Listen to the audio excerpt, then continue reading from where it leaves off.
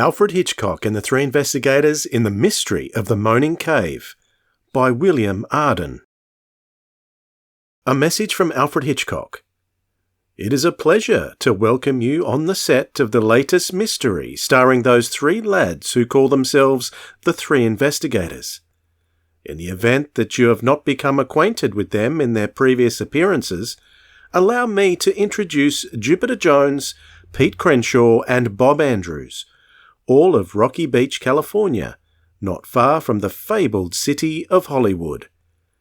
Some time ago, the three formed the detective firm of the Three Investigators to solve any mysteries that came their way. Head of the firm is Jupiter Jones, who is known for his logical mind, his cool head, and his stubborn refusal to let any riddle get the better of him. The second investigator is Pete Crenshaw, whose athletic skill serves the firm well in times of danger. The third and most studious member of the trio is Bob Andrews, who attends to research and record-keeping. The firm makes its headquarters in a mobile home trailer hidden away in the Jones salvage yard, run by Jupiter's aunt and uncle. "We investigate anything," is the boys' motto, and this time they prove it by journeying to a ranch in the California mountains to look into a cave that moans, a legendary bandit who refuses to stay dead, and some very strange happenings in a deserted valley. What they find will keep you biting your fingernails on the edge of your chair if you are the nervous type, so beware. And now enough of a preview. The case is about to unfold. Lights! Camera, action! Alfred Hitchcock. Chapter 1. The Valley Moans.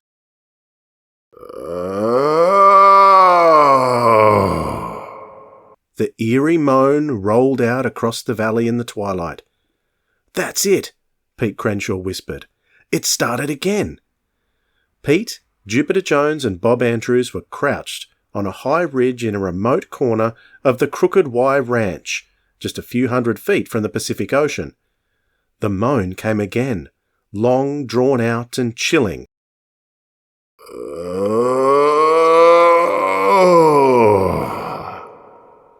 A shiver ran up Pete's spine.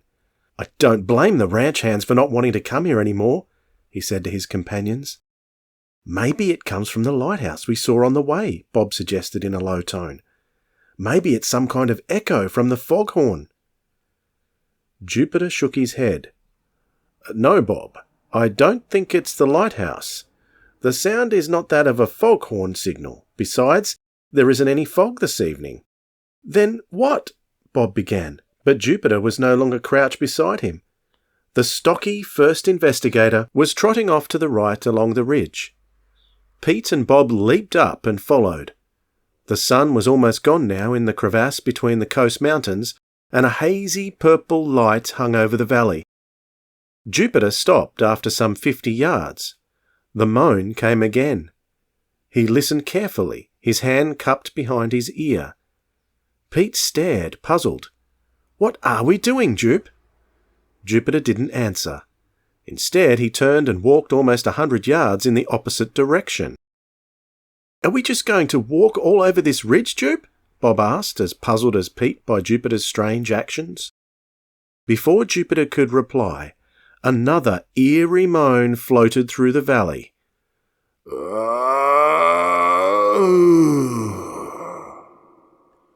Jupiter turned to them. "No, Bob, we've completed the experiment." "What experiment?" Pete blurted out. "We haven't been doing anything but walk." "We have listened to the moan from 3 different points on this ridge," Jupiter explained. "In my mind, I drew imaginary lines from where I listened to where the moans appeared to originate. Where the 3 lines crossed is the exact source of the sound." Bob suddenly understood. "Sure, Pete," he said. "It's called triangulation. Engineers use it all the time." "Precisely," Jupiter said. "Of course, the way I did it was very rough, but it will serve our purpose." "What purpose, Jupe?" asked Pete. "I mean, what did we find out?" We have found that the exact source of the sound is that cave in the mountain, El Diablo's cave, Jupiter announced. Gee, Jupe, Pete exclaimed. We knew that already. Mr. and Mrs. Dalton told us. Jupiter shook his head. Good investigators do not accept what other people report without checking it themselves.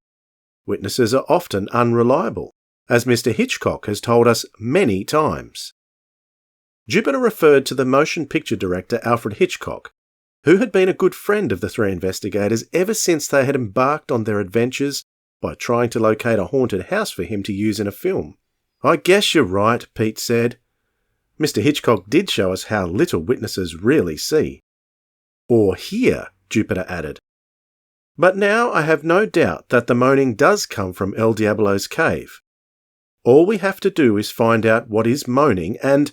The stocky boy did not finish his sentence, for the moan rolled out once more, weird and chilling in the deep twilight of the shadowy valley.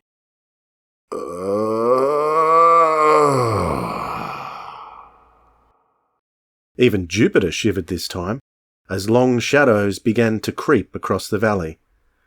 Pete swallowed hard. Gosh, Jupe, Mr. Dalton and the sheriff have searched the cave 3 times already. They didn't find anything. Maybe it's some kind of animal, Bob volunteered. It doesn't sound like any animal I've ever heard, replied Jupiter. And anyway, the sheriff and Mr. Dalton would have found traces of any normal animal. They're expert hunters and trackers. Any normal animal? Pete repeated uneasily. Maybe it's some animal no one knows is here, Jupiter said. Or maybe, and the first investigator's eyes sparkled, it's El Diablo himself. Oh, no, you don't, Pete cried. We don't believe in ghosts. Do we? Jupiter grinned. Who said anything about ghosts? But El Diablo's been dead almost 100 years, Bob objected. If you don't mean a ghost, Jupe, what do you mean? Jupiter did not get a chance to answer, for at that moment the sky beyond the valley was suddenly lit up by bright red flashes. The boy's eyes widened as explosions seemed to shake the whole valley. What is it, Jupe? Asked Bob. Jupiter shook his head. I don't know. The flashes stopped and the echo of the explosions faded away. The 3 boys looked at each other. Then Bob snapped his fingers. I know, it's the Navy. Remember when we were coming up on the truck, Jupe? We saw all those Navy ships on practice manoeuvres? I'll bet they're having target practice out in the Channel Islands. Pete laughed with relief. Sure, they do that a couple of times a year. I read about it in the newspapers.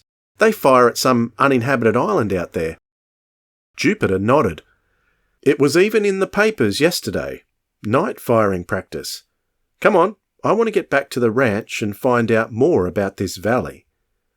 Pete and Bob needed no urging, for the valley had grown completely dark by now. The 3 boys walked to their bikes, which were parked on the dirt road behind them. Suddenly, from across the valley, they heard a loud rumbling sound, followed by a long wail. Chapter 2. The Old One. The wail died away across Moaning Valley. That wasn't the moan from the cave, cried Pete. No, Jupiter agreed. That was a man. In trouble, added Bob. Come on, fellows. The sound had come from the base of the mountain that stood between the valley and the ocean, Devil Mountain, so called because of its jagged twin peaks shaped like horns. The boys raced across the valley to the foot of Devil Mountain, where a pile of newly fallen rocks lay strewn across the slope. Dust still filled the air. Help! A voice called feebly. Pete knelt down beside the grey-haired man who lay there, his leg twisted at a strange angle beneath the rocks, his face contorted with pain. Just lie quietly, Pete told him. We'll get you out of here right away. Pete stood up and looked at Jupiter. I think his leg is broken. We'd better go for help quickly. The man on the ground was dressed in the old work clothes of a ranch hand. He gritted his teeth as he spoke. You boys, Go to the Crooked Y Ranch House. I work there. Tell Mr. Dalton to get some men out here." The boys looked at each other in dismay. Another accident for one of Mr. Dalton's men. More trouble in Moaning Valley. Pete had come to the Crooked Y to spend a 2-week vacation with Mr. and Mrs. Dalton, the new owners of the ranch. Jess Dalton, a famous rodeo rider who had worked with Mr. Crenshaw in several Western films, had decided to retire and buy a ranch with his life savings. The Daltons had barely started rebuilding the rundown ranch when the trouble began. Moaning Valley, which had earned its strange name from ancient Indian legends and some violent events of old Spanish days, had begun to moan again after 50 years of silence. As if this was not enough to scare the hired ranch hands, the accidents had started. The first accident occurred while 2 of the ranch hands were riding through Moaning Valley at dusk one evening. They suddenly heard a strange moaning noise, and their horses bolted, throwing both men. One of the men broke his arm, and both returned to the ranch talking about how there was something spooky in that valley. Soon after, a herd of cattle stampeded for no apparent reason in the middle of the night. Then a ranch hand walking in the valley at dusk swore he had seen a giant shape emerge from El Diablo's cave at the base of Devil Mountain. Shortly after that, 2 hands disappeared without any explanation. Though the sheriff insisted that he had found them in nearby Santa Carla, many of the ranch hands had refused to believe him. Pete hadn't been at the ranch very long before he realized that the Daltons were extremely worried. Searches of the cave had revealed no explanation, and the sheriff could not pursue ghosts or legends. Both he and Mr. Dalton were sure that there was some simple explanation, but so far no one had been able to find it. So Pete had hurriedly sent for Bob and Jupiter, explaining that there was a possible mystery for the 3 investigators to solve. The 2 boys had no trouble getting permission to come to the ranch, and the Daltons were glad to have them. The Crooked Y was located only 10 miles from the modern holiday resort of Santa Carla, and less than 100 miles north of Rocky Beach on the California coast. The countryside consisted of rugged mountains, deep valleys and canyons, with isolated coves along the Pacific coast. Bob's parents and Jupiter's aunt and uncle had thought it a fine idea for the boys to have a chance to see a real ranch and go riding, swimming and fishing. But the boys were not riding or fishing or swimming. They were investigating the mystery of Moaning Valley. And that was how they had discovered the man who lay there on the ground, his leg caught beneath the pile of fallen rocks. "It's this jinxed valley, that's what it is," the man muttered in pain. "I never should have come here. That moaning, that's what did it." "No, I don't think so," Jupiter said seriously. "I think the shock of the naval firing loosened some stones and the slide resulted. The side of Devil Mountain is very dry and quite steep." "It was that moaning," the injured man insisted. "We'd really better get some help, fellows," Pete said. "We can't get these rocks off him alone." Just then, a horse whinnied close by. The boys turned to see 3 men riding over the top of the valley towards them. One of the men led a riderless horse. The leading rider was Mr. Dalton himself. "What are you boys doing here?" Mr. Dalton demanded as he dismounted. He was a tall, wiry man in a bright red shirt, faded blue jeans, and tooled, high-heeled western boots. His tanned, leathery face was lined with worry. The boys explained how they had found the injured man. "How do you feel, Cardigo?" Mr. Dalton asked, as he knelt down beside the ranch hand. "I've got a broken leg," mumbled the man, "and it's this jinxed valley that did it. I'm getting out." "I think the firing of the guns loosened some rocks and started the slide," Jupiter explained. "Of course," Mr. Dalton agreed. "That was it." Hold still now, Cardigo, and we'll have you loose in a jiffy." Moments later, they had removed the rocks from the injured man, and the two ranch hands had gone for the truck. They backed up to the rockfall and carefully lifted Cardigo into the back. The truck drove off for the hospital in Santa Carla, and the three boys returned to their bikes. It was completely dark by the time Bob, Pete and Jupiter rode up to the ranch house and parked their bikes. Altogether, there were 5 ranch buildings, a bunkhouse for the hands, a large barn, a smaller barn, a cookhouse, and the main house. The main house was an old 2-story wood beam and adobe structure surrounded by a deep, cool porch. The whole house was covered with the bright red flowers of trumpet vine and the deep red blooms of bougainvillea. Fenced corrals surrounded the entire group of buildings. Men were gathered in small groups around the cookhouse, obviously talking about the accident. Their voices were low, but their faces showed fear and anger. The boys were about to go into the main house when a voice came out of the night. A deep, harsh voice. "What have you boys been up to?" On the porch something moved, and the boys made out the small, wiry form and sharp, weather-lined face of Luke Harden, the ranch foreman. "Big place, this ranch," Harden said. "Get lost mighty easy." "We're used to open country and mountains, Mr. Harden," Jupiter replied. "You don't have to worry about us." The foreman took a step towards them. "I heard what you've been up to. Moaning Valley, that's what. That place ain't fit for youngsters here. You stay away from there." Before the boys could protest, the door of the ranch house opened and a small, peppery woman with grey hair and a deeply tanned face bustled out. "Nonsense, Luke," Mrs. Dalton snapped. "The boys aren't children. They seem to have a heap more sense than you do." "Moaning Valley ain't a good place," Harden said stubbornly. "A grown man like you," Mrs. Dalton exclaimed, "afraid of a cave?" "I ain't afraid," Harden said slowly. "But I ain't afraid to face facts neither. I lived around here all my life. Even when I was a boy I heard about Moaning Valley. I never believed the stories then, but now I ain't so sure." "Fiddlesticks! It's just old superstition and you know it," Mrs. Dalton said. Though she spoke bravely, Mrs. Dalton couldn't quite hide the fact that she too was worried. "What do you think causes the moaning, Mr. Harden?" Jupiter asked the foreman. The foreman squinted gravely at Jupiter. "Don't know, boy. No one else does either. We've looked, but no one's found anything. Nothing we could see, that is."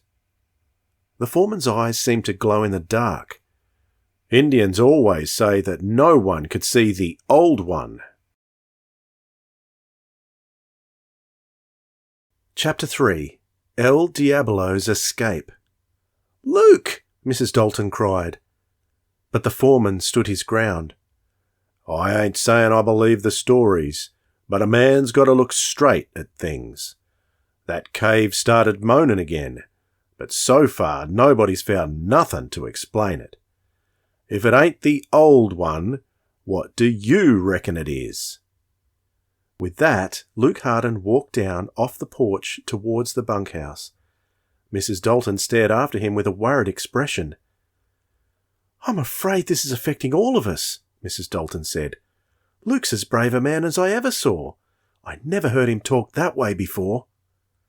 "I wonder why he decided to talk to us about the Old One," Jupiter asked thoughtfully. Mrs. Dalton suddenly smiled. "I expect Luke's just tired. We've all been worried and working too hard. Now, what do you boys say to some milk and cookies?" "Yes, ma'am," Pete answered quickly for all of them. Soon, the boys were eating cookies in the comfortable living room of the old ranch house. Colourful Indian rugs covered the floor under the rustic, hand-hewn furniture, and a large stone fireplace almost filled one wall. The mounted heads of deer, bear, and mountain lions hung on the walls. "Just what is the Old One, Mrs. Dalton?" Jupiter asked, helping himself to another cookie. An old Indian legend, Jupiter, nothing more. When the Spaniards first came here a very long time ago, the local Indians said that a black and shiny monster called the Old One lived in a pool deep inside the cave in Devil Mountain. Pete blinked. But if no one could see the Old One, how did they know it was black and shiny? Mrs. Dalton laughed. There, you see? Of course it doesn't make sense. I suppose they believed that someone had once seen the thing and told others about it, and that's how the story was handed down. What did the Spaniards think? Bob asked.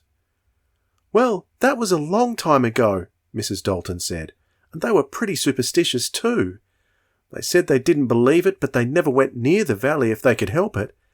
Only the very bravest, like El Diablo himself, went into the cave. Can you tell us about El Diablo? Jupiter asked. At that moment, Mr. Dalton entered the room, accompanied by a small, thin man who wore heavy glasses. The boys had met the man earlier. He was a house guest of the Daltons, Professor Walsh. Ah, boys, I hear that you've been out at our mysterious Moaning Valley, said the Professor. Foolishness, Mr. Dalton snapped. Nothing has happened there that doesn't happen on any ranch. Simple accidents, nothing more. Of course, you're right, Professor Walsh said, but I'm afraid your men don't believe that. Uneducated people would rather believe in supernatural forces than in their own carelessness. If only we could find the cause and show them, Mr. Dalton said. After this accident tonight, I'll lose more men. But even Jupiter here could see that the slide was caused by that naval gunfire off the coast. Excuse me, sir, Jupiter interrupted, but we would like to help if we could. We've had some experience in this sort of thing, as Mr. Crenshaw may have told you. Experience? Mr. Dalton repeated, staring at the boys. Jupiter produced 2 cards from his pocket and handed them to Mr. Dalton. The tall rancher studied them. The first, a large business card, said, The 3 investigators. We investigate anything. Question mark, question mark, question mark. First investigator, Jupiter Jones. Second investigator, Peter Crenshaw. Records and research, Bob Andrews. Mr. Dalton frowned. Investigators, eh? Well, I don't know, boys. The sheriff might not like boys interfering. Professor Walsh looked at the card. Why the question marks, boys? Do you doubt your ability as detectives? The professor smiled at his own joke, but Bob and Pete only grinned and waited for Jupe to explain. Adults always asked about the question marks, which was exactly what Jupiter wanted. No, sir, Jupiter said. The question marks are our symbol. They stand for questions unanswered, mysteries unsolved, enigmas of all sorts that we attempt to unravel. So far, we have never failed to explain any riddle we've found. Jupiter said the last proudly, but Mr. Dalton was looking at the second card, a small green one. Each of the boys had one, and they all read the same. This certifies that the bearer is a volunteer junior assistant deputy cooperating with the police force of Rocky Beach. Any assistance given him will be appreciated. Samuel Reynolds, Chief of Police. Professor Walsh peered at the card through his thick glasses. Well, well, very impressive, boys. You do indeed have fine credentials. You boys certainly showed more sense tonight than half the adults around here, Mr. Dalton said at last. Maybe 3 boys with a fresh viewpoint are just what we need to solve this nonsense. I'm sure there's a simple explanation, and if you promise to be very careful around that cave, I say go ahead and investigate. We'll be careful, the boys cried in unison. Mrs. Dalton smiled. I'm sure there's some very simple explanation we've all missed. Mr. Dalton snorted. I say it's the wind blowing through those old tunnels and nothing more. Jupiter finished the last cookie. You and the sheriff have searched the cave, sir? From one end to the other. Many of the passages are blocked by debris from old earthquakes, but we searched every one we could find. Did you find anything that looked as if it had changed recently? Jupiter questioned. Changed? Mr. Dalton frowned. Nothing we could see. What are you getting at, son? Well, sir, Jupiter explained, I understand that the moaning only began a month ago.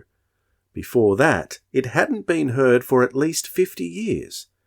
If the wind is causing the sound, then it seems only logical that something must have changed inside the cave to make the moaning sound start again. I mean, I doubt if the wind has changed. Ha! Professor Walsh said. There's clear logic, Dalton. Perhaps these boys can solve your mystery. Jupiter ignored the interruption. I also understand, he went on, that the moaning occurs only at night, which would not be the case if the wind alone were responsible. Have you noticed if it happens every windy night by any chance? No, I don't think it does, Jupiter. Mr. Dalton was beginning to look really interested. I see what you mean. If it were just the wind, then we should hear moaning every windy night. Of course, it could be a combination of wind and some special atmospheric condition. Professor Walsh smiled. Or it could be El Diablo, come back to ride again. Pete gulped. Don't say that, Professor. Jupe already said the same thing. Professor Walsh looked over at Jupiter. He did he? You're not going to tell me that you believe in ghosts, are you, young man? No one knows about ghosts for sure, sir, Bob put in seriously. However, we've never actually found a real ghost. I see, the professor said. Well, the Spanish people have always insisted that El Diablo will come back when he is needed. I've done a great deal of research, and I can't really say that he couldn't come back. Research? Bob asked. Professor Walsh is a professor of history, Mrs. Dalton explained. He's here in Santa Carla for a year to do special research on California history. Mr. Dalton thought he might be able to help us explain Moaning Valley to our ranch hands. With no luck so far, the professor admitted. But perhaps you boys would be interested in the full story of El Diablo. I'm thinking of writing a book on this colourful character. That would be great, Bob exclaimed. Yes, I would like to hear more about him, Jupiter agreed. Professor Walsh leaned back in his chair and began to tell the story of El Diablo and his famous last adventure.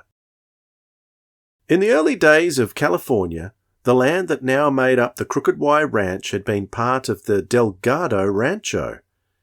The estate of the Delgado family had been one of the largest grants of land given to the Spanish settlers by the King of Spain. The Spaniards did not come to California in large numbers, as the English did in the eastern part of America. So the Delgado Rancho remained a vast private domain for many generations. Then, settlers began to come to California from the east, and slowly the land of the Delgados was given away, lost, or stolen. After the Mexican War, California became part of the United States, and more Americans arrived to settle the land, especially after the Great Gold Rush of 1849. By 1880, almost all the great domain of the Delgados was gone, except a small area about the size of the Crooked Y that included Moaning Valley. The last of the Delgados, Gaspar Ortega Jesus de Delgado y Cabrillo, was a brave and fiery young man who grew up hating the American settlers. He thought of them as thieves who had stolen his family's land.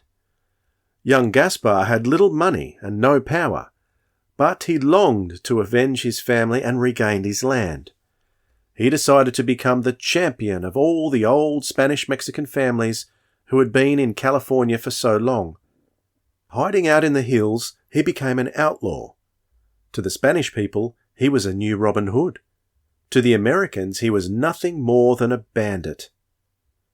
The Americans named Gaspar Delgado El Diablo, the Devil, after the mountain where he had his cave headquarters. But for 2 years they could not catch him. He stole tax money, scared away tax collectors, raided American government offices and stole their funds, and generally helped the Spanish-speaking Californians and terrorized the Americans. But in 1888, El Diablo was finally captured by the sheriff of Santa Carla County. In a famous trial, which the Spanish-speaking people said was a fake, he was sentenced to hang. Then, 2 days before he was to be executed, some friends helped him in a daring daylight escape.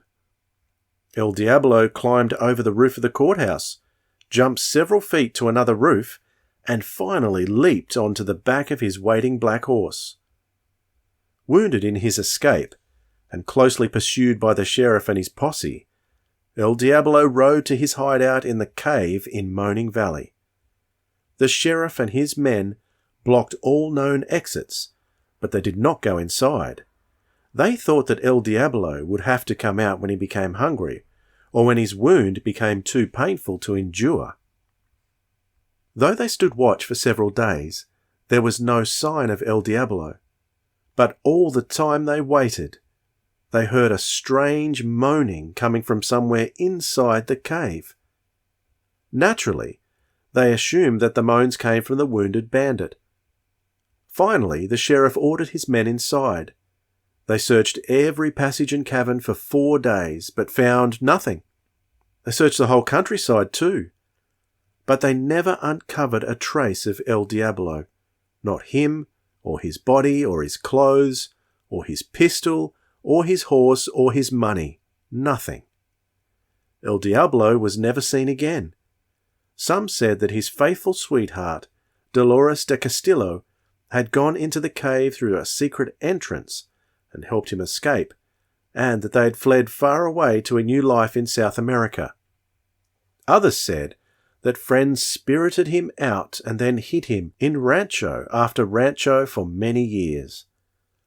But most people said that El Diablo never left the cave, that he simply remained hidden where the Americans could not find him, and that he was still there. For many years, every time there was an unsolved robbery or an act of violence, it was said to have been El Diablo, still riding through the night on his great black horse. The moaning continued somewhere inside the cave, which became known as El Diablo's cave. Then, Professor Walsh concluded, the moaning suddenly stopped. The Spanish-speaking people said that El Diablo had grown weary and given up his raids, but that he was still in the cave waiting for a time when he would be really needed. Gosh, Pete exclaimed. You mean some people think he's still there in the cave? How could he be? Bob asked. Well, boys, the professor said, I've done a great deal of research on El Diablo. For example, all his old pictures show him wearing his pistol on the right hip, but I am certain he was left-handed. Jupiter nodded thoughtfully. The stories about such a legendary figure are often false. Exactly, Professor Walsh said. Now the official story has always been that he died of his wound that night in the cave. But I've studied the record closely, and I am convinced that his wound could not have been fatal. Since he was only 18 years old in 1888, it is entirely possible that El Diablo is still alive. Chapter 4. The investigation begins. Don't be ridiculous, Walsh, Mr. Dalton exploded. Why, that would make him almost 100 years old. A man that old isn't likely to be running around the countryside. I think you'd be surprised how spry a man of 100 can be, Professor Walsh said quietly. There are reports of men in the Caucasus Mountains of southern Russia who still ride and fight when they're 100 or more. Anyway, our phantom isn't doing much more than moan from a cave. That's true, sir, Jupiter said. Also, Professor Walsh pointed out, it is entirely possible that El Diablo might have descendants. Perhaps a son or even a grandson is carrying on his career. Mr. Dalton began to look a little less sceptical. That sounds more likely. The people who had the ranch before us never used Moaning Valley, but we are planning to build a range corral out there. Perhaps some descendant doesn't want El Diablo's legend interfered with. Jess, that could be the answer, Mrs. Dalton cried. Don't you remember? Some of our older Mexican ranch hands were against our plan to use Moaning Valley even before the moaning began. "And they were among the first to leave us," Mr. Dalton exclaimed. "Tomorrow I'm going to talk to the sheriff and see if he knows of any descendants of El Diablo." "Perhaps you'd like to see a picture of El Diablo," Professor Walsh said. He took a small picture from his pocket and passed it around. It showed a slim young man with burning dark eyes and a proud face. The picture, which was obviously a photograph of a painting, seemed to prove that El Diablo had been little more than a boy. He wore a wide-brimmed, high-crowned black vaquero sombrero, a short black jacket, a black shirt with a high neck, and tight black trousers that flared at the bottom above shiny black pointed boots. "Did he always wear black?" Bob asked. "Always," Walsh replied. "He said that he was in mourning for his people and his country. He was a bandit and nothing more, and tomorrow I'll talk to the sheriff to see if any fools are trying to continue his legend," Mr. Dalton said firmly. Then the lean rancher smiled. "And interesting as I admit El Diablo is, a ranch doesn't run itself. I have work to do tonight, and you boys must be tired from your trip. I expect I'll be working you hard tomorrow. Pete's dad said you wanted to learn all about how a ranch operates, and the only way to learn is to do the work." "We're really not at all tired, Mr. Dalton," Jupiter said briskly. "Are we, fellows?" "Not at all," Bob agreed. "Gosh, no," Pete echoed. "It's still early and a clear night," Jupe went on, "and we'd like to look around the ranch as much as we can. The beach is especially interesting at night. There's some remarkable flora and fauna up here along the seashore that only appears at night." Mr. and Mrs. Dalton looked impressed. Jupiter's correct use of so many big words always made adults think that he must be older than he actually was. Bob and Pete, however, were aware that Jupe had more on his mind than a walk along the beach. They tried to look as wide awake as possible. "Well," Mrs. Dalton began dubiously. "Why not, boys?" Mr. Dalton decided. "It's early, and I expect the first night on the ranch is too exciting to be wasted in sleep." He turned to his wife. "Do them good, Martha. Better to look around the beach tonight, because I'll be keeping them pretty busy starting tomorrow." "All right then," Mrs. Dalton smiled. "Off with you, but no later than 10 o'clock. We get up early here." The three boys did not wait for further talk. They carried their cookie plates and milk glasses to the kitchen and went out the back door. As soon as they were out of the house, Jupiter started to give instructions. "Pete, you go to the barn and get that long coil of rope I saw hanging there. Bob, you go up to our room and get our chalk and our flashlights. I'll get our bikes ready." "Are we going up to the cave, Jupe?" Bob asked. "Right. That's the only place to solve the mystery of Moaning Valley." "The cave?" Pete gulped. "Now? Couldn't we see more in the daytime?" "The moaning only happens at night," Jupiter pointed out. "And when you're inside a cave, daytime doesn't make any difference. Besides, the cave doesn't moan every night. We know that it's been moaning tonight, and if we don't go now, we might have to wait for days." By this time the other two were convinced. They moved swiftly into operation, and shortly afterwards the three boys met at the ranch gate. Pete tied the long coil of rope to his luggage carrier, and they bicycled away along the narrow dirt road. The night was warm, and the moon was up now, shining down on the silvery road that lay ahead. Although the Crooked Y Ranch stretched for miles along the shore of the Pacific Ocean, the sea itself was hidden by the coastal mountains. In the moonlight, the Rocky Mountains were tall and silent, and the green live oak trees looked like pale white ghosts. As they rode, the boys could hear the herds of cattle moving restlessly in the fields, the horses snorting and whinnying close to the road. Then suddenly, without warning, the eerie moan floated out across the valley.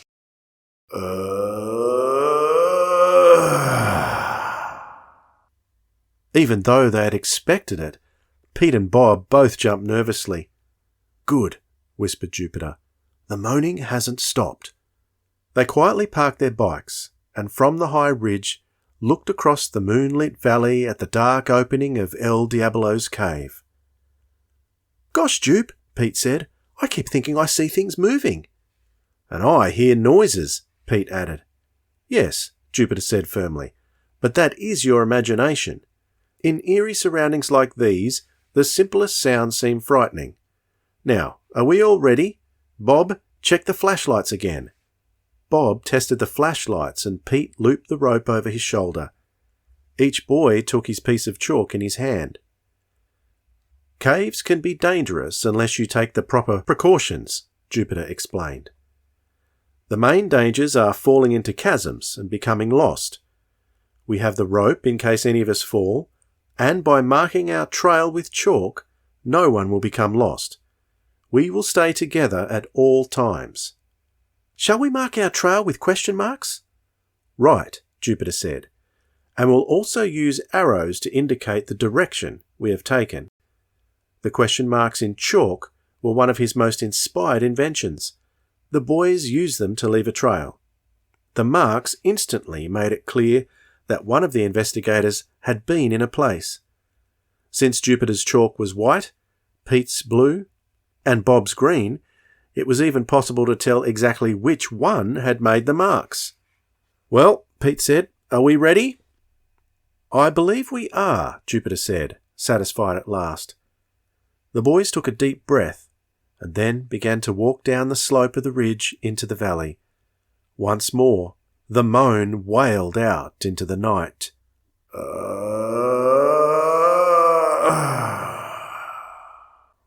A swift current of cold air came to meet them as they neared the dark opening of the cave. Jupiter in the lead had already switched on his flashlight when suddenly he heard a rumbling sound. "What's that?" Bob cried. The sound grew louder. Because of the strange echoing effect in the bowl-shaped valley, it seemed to come from all around them. "Look up there!" Pete shouted, pointing. A giant boulder was tumbling down the steep face of Devil Mountain in a shower of smaller stones. "Jump!" Pete cried. Bob hurled himself sideways out of the path of the hurtling boulder, but Jupiter stood frozen, staring out at the great rock as it fell straight towards him. Chapter 5. El Diablo's Cave. Pete threw himself at Jupiter, knocking the first investigator away from the mouth of the cave. The boulder struck the ground with shattering force directly where Jupiter had been standing. Bob scrambled to his feet. "Are you all right?" he asked anxiously. Pete stood up. "I think so. Are you, Jupe?" Jupiter got up more slowly and brushed at his clothes. His eyes had that faraway look that they always got when he was thinking. "I was unable to move. A most interesting mental reaction," he mused. "It's similar to the way a small animal becomes paralyzed when a snake looks at it.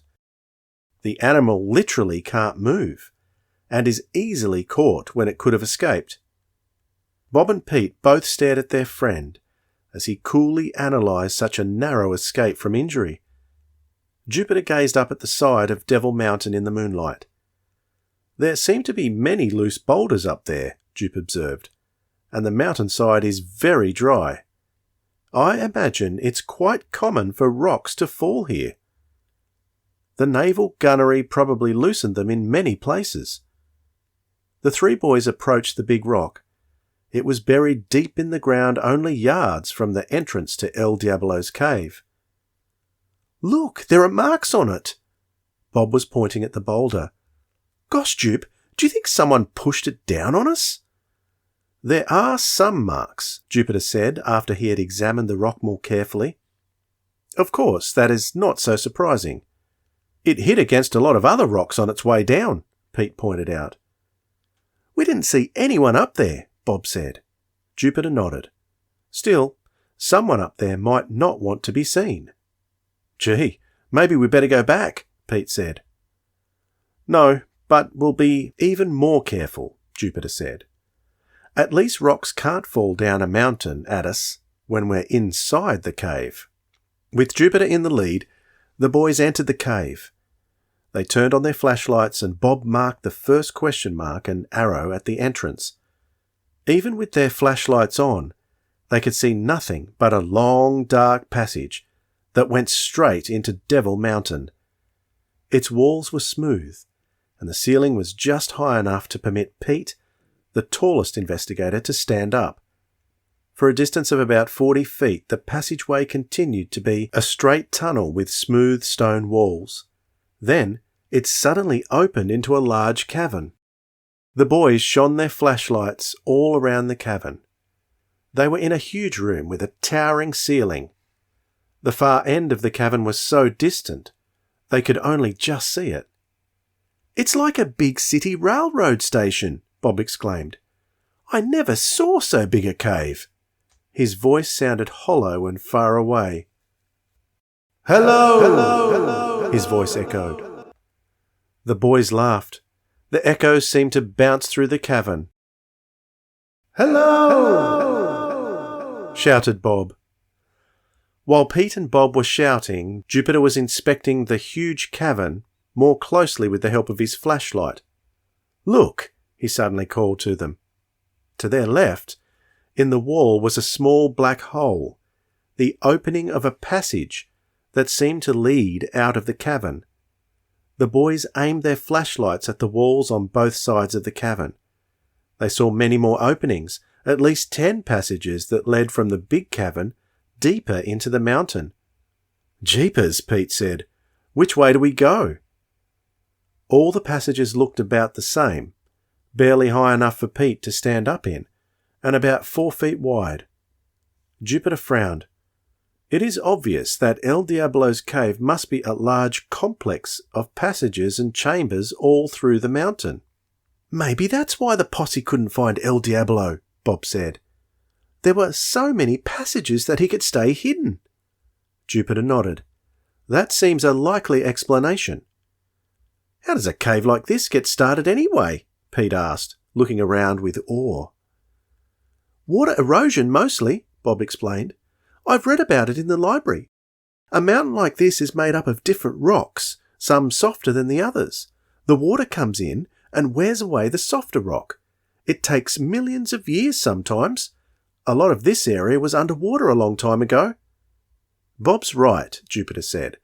"But I'm not sure that all of these passages are natural. Some of them look man-made. Maybe by El Diablo's men." "Or miners, Jupe," Bob said. "I read how they used to look for gold around here." Pete was shining his light at first one passage, then another. "Where do we start looking?" he asked. "It could take us months to search all these passages," said Bob. "I'll bet each one branches out again farther on." "Probably," Jupiter agreed. "But fortunately we have an easy way to eliminate some of them. We're looking for the moaning sound. All we have to do is listen at each entrance until we find the one where the moaning is coming from."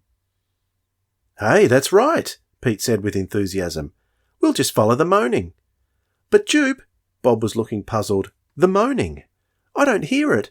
I haven't heard it since we came inside." The 3 boys stood perfectly still, listening intently. Bob was right. The cave was as quiet as a tomb.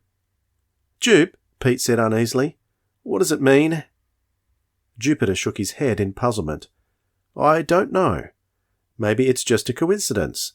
Maybe it'll start again soon." But the moaning did not start. 10 minutes passed and there was no sound inside the cave. "I remember hearing it just before that rock fell, Jupe," said Bob. "Only I wasn't listening much after that." "We were too excited to think about it," Jupiter said. "We can't really be sure when it stopped." "Gosh," Pete said, "what do we do now?" "Perhaps it will begin again," Jupiter said hopefully. "Mr. Dalton did say the cove moans irregularly. While we're waiting, I think we should start to search the side passages one by one." Bob and Pete agreed.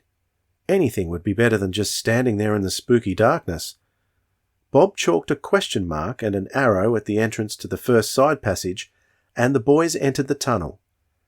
They moved cautiously, their flashlights probing ahead until, less than 30 feet from the entrance, the tunnel suddenly ended.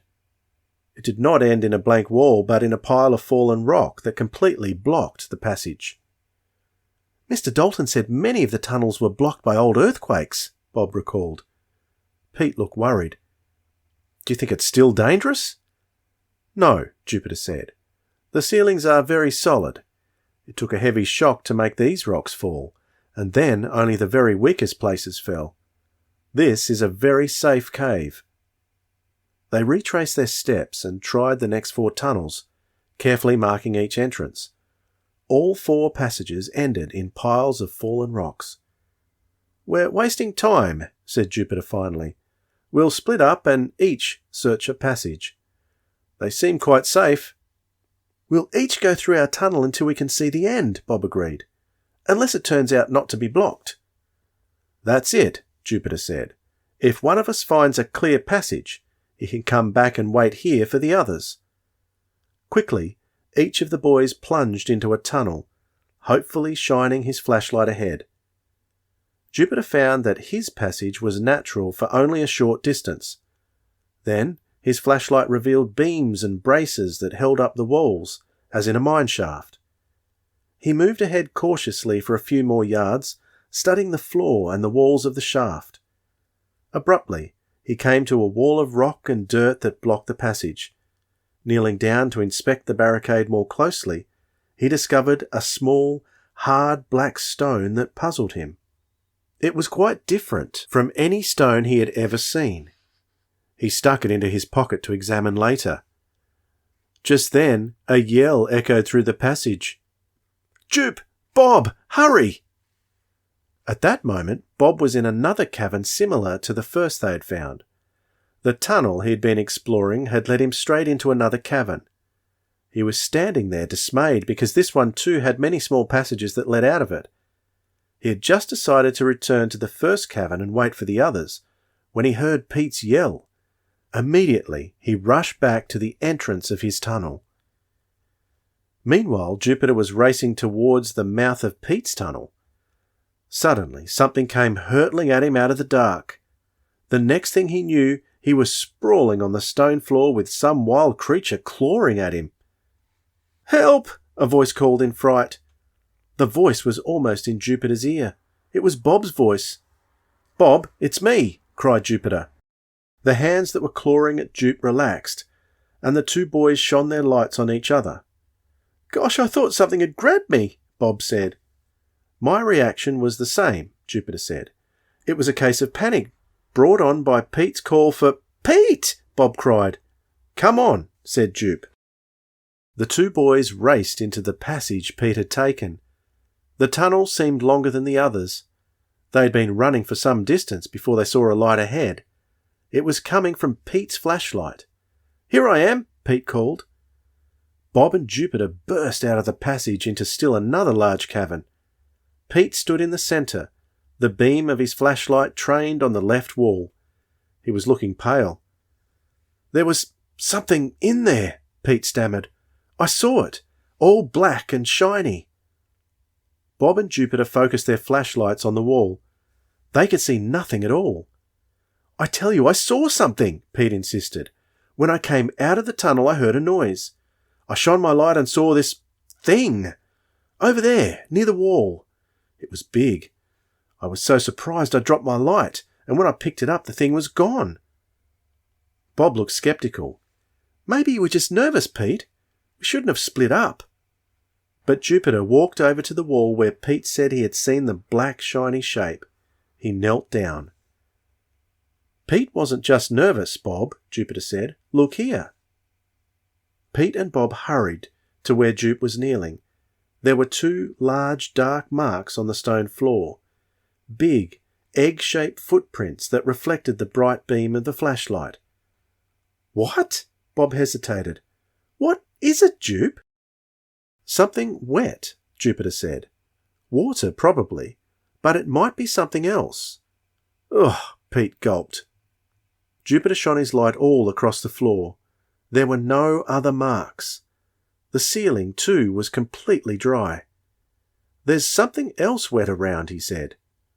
"Pete is right. Something was standing here, something that left wet marks." Marks that big? They must be 2 or 3 feet long, Bob said. At least, Jupiter said solemnly. Big and wet and shiny. Sort of a monster, Pete finished the sentence for Jupiter.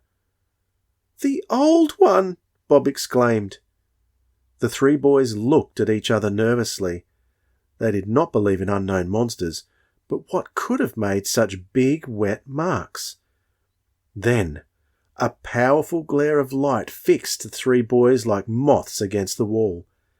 A harsh voice called from behind the dazzling light. What's going on here?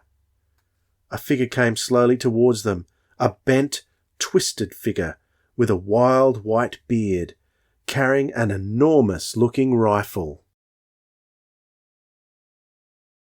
Chapter 6. A Dangerous Passage. The old man pointed towards the dark tunnels that led from the cavern. Them passages go a far piece inside, he said in a high, cracked voice. You young'uns could get lost mighty easy in there. The old man's red-rimmed eyes gleamed wickedly. Gotta be mighty careful in here, he croaked. Gotta know the country, yes, sir. 70 years I lived out here, never lost my scalp. No, sir, gotta think ahead, that's the story. Know the country and fight the enemy. Scalp? Pete stared. You fought Indians? Here? The old man waved his ancient rifle. Injuns! I'll tell you about Injuns, I will. Lived with Injuns all my life. Fine people but hard enemies, yes, sir. Almost lost my scalp twice. Ute country and Apache country. Sneaky, the Apaches, but I got away. I don't think there are any Indians now, sir, Jupiter said politely, and we won't become lost. The old man's eyes suddenly focused on the boys. For the first time he actually seemed to be seeing them. Now, he repeated. Of course there's no Injuns now. Are you boys crazy? You must be, wandering around in the cave. Strangers around here, eh? His voice was lower now and steadier, and he had lost his wild look. Bob was the first to reply. Yes, sir. We're from Rocky Beach. We're staying at the Crooked Y with Mr. and Mrs. Dalton, Jupiter explained. Mr. Ben Jackson. You boys can call me Ben, the old man said. The Daltons, eh? Fine people, yes, sirree. I was passing this old cave and I thought I heard someone yell out. Guess that was one of you, eh? Yes, sir, Jupiter said.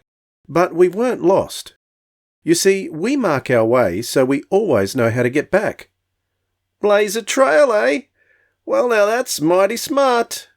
I reckon maybe you would have been okay out in the big country in the old days. What are you doing in here anyway? We're trying to find out what makes the moaning sound, Bob explained. Only it stopped as soon as we came in, Pete added. Suddenly the old man seemed to crouch. His eyes clouded again and grew wary.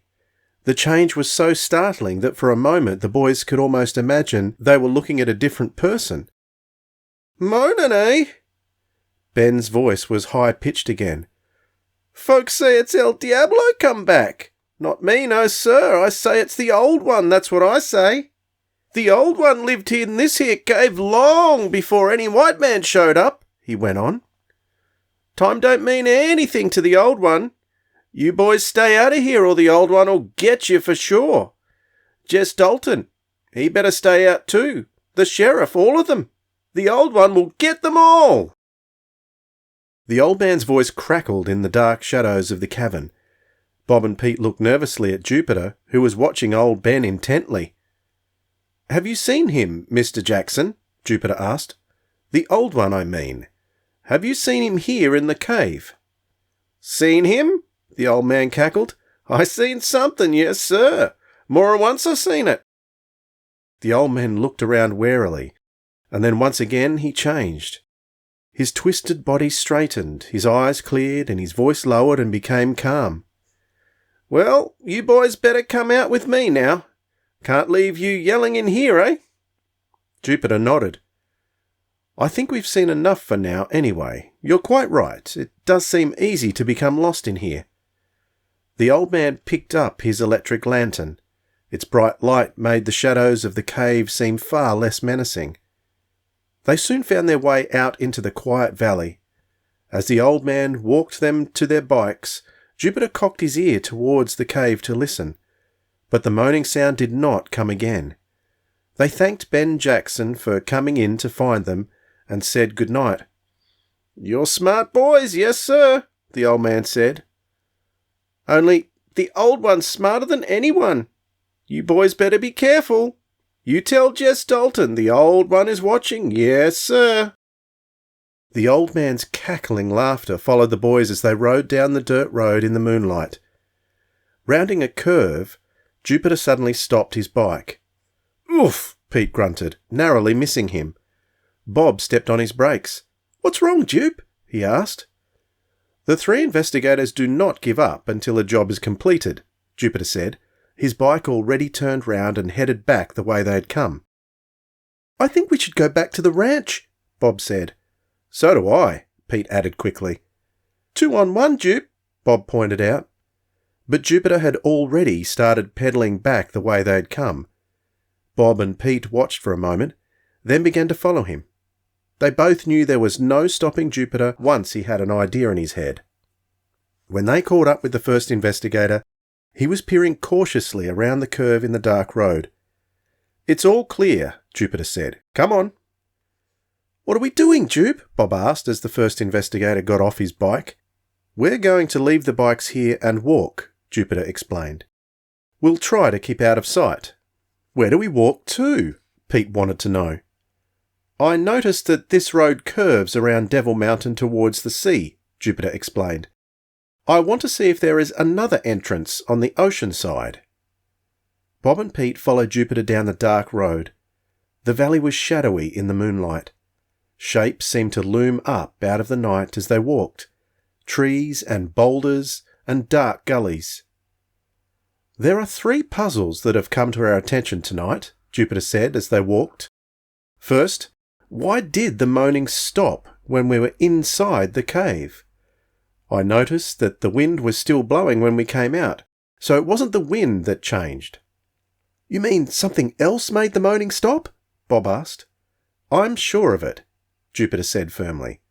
"But what?" demanded Pete. "Perhaps something or someone who saw us," Jupe replied. "Second," he went on, "it seemed to me that Ben Jackson really wanted us to get out of that cave. I wonder why." "The way he changed was spooky," Bob said, and he shivered as if to prove it. "Yes," Jupiter mused, "he is a most peculiar old man. It almost seemed as if he was 2 different people living in 2 different times.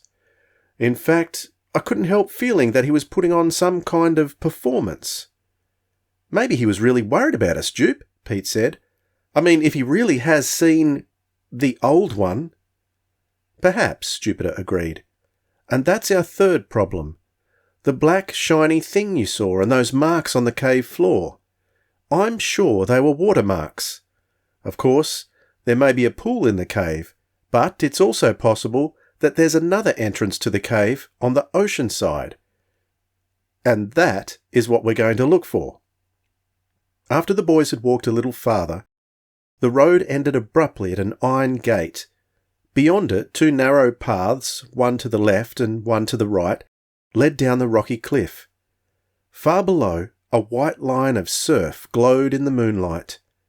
The boys climbed the fence and looked down over the steep cliff. "We'll go to the right towards the cave," Jupe said. "Pete had better lead, and I'll come last. We'll rope ourselves together the way mountain climbers do. Then, if we come to any difficult places, we'll cross them one at a time." The boys quickly roped themselves together at their waists, and Pete led the way down the narrow path. Below, the sea surged in and out among giant black rocks made silvery by the moonlight. At low points on the path, spray flew up to drench the boys. 3 times they had to turn and face the cliff to inch across narrow ledges. At last, the path led sharply downwards, and they found themselves on a small white sand beach. The beach was deserted now. but there was considerable evidence that people had been swimming there. Empty beer cans, soft drink bottles, and the remains of picnic lunches. "We'll look along the cliff for some form of opening," Jupiter decided. The cliff face was heavily overgrown with scrubby bushes and stunted trees, and hidden in many places by large boulders. With their lights, the boys searched behind the bushes and boulders, but they found no entrance to the cave. "I think we're looking in the wrong place, Jupe," Pete said. "Where else is there to look?" Bob asked. "Well," Pete explained, "no one has told us about another entrance. If there is one, I'll bet it's hard to get to." "You mean it's not here on the beach?" Bob asked. "But it has to be near here because that path is the only way down." "I think you're right," Jupiter said. "Bob, you come with me. We'll search on the right side. Pete, you go left." The rocks bordering the beach were slippery with seaweed and mussels, so Jupiter and Bob had to pick their way cautiously. Jupiter kept his flashlight aimed at the cliff face in order to look for an opening. Finally, they reached a point where they could go no farther unless they plunged into the water. Discouraged, they were turning back when they heard Pete shout, "I found it!" Bob and Jupiter scrambled over the wet rocks and ran pell-mell down the beach. At the far end, Pete was standing on a big flat rock. Between two giant boulders, they saw an opening in the cliff face. It was a small opening, and only a foot above the sea. "I can hear the moaning again," Pete said. "Listen." There was no mistaking the sound.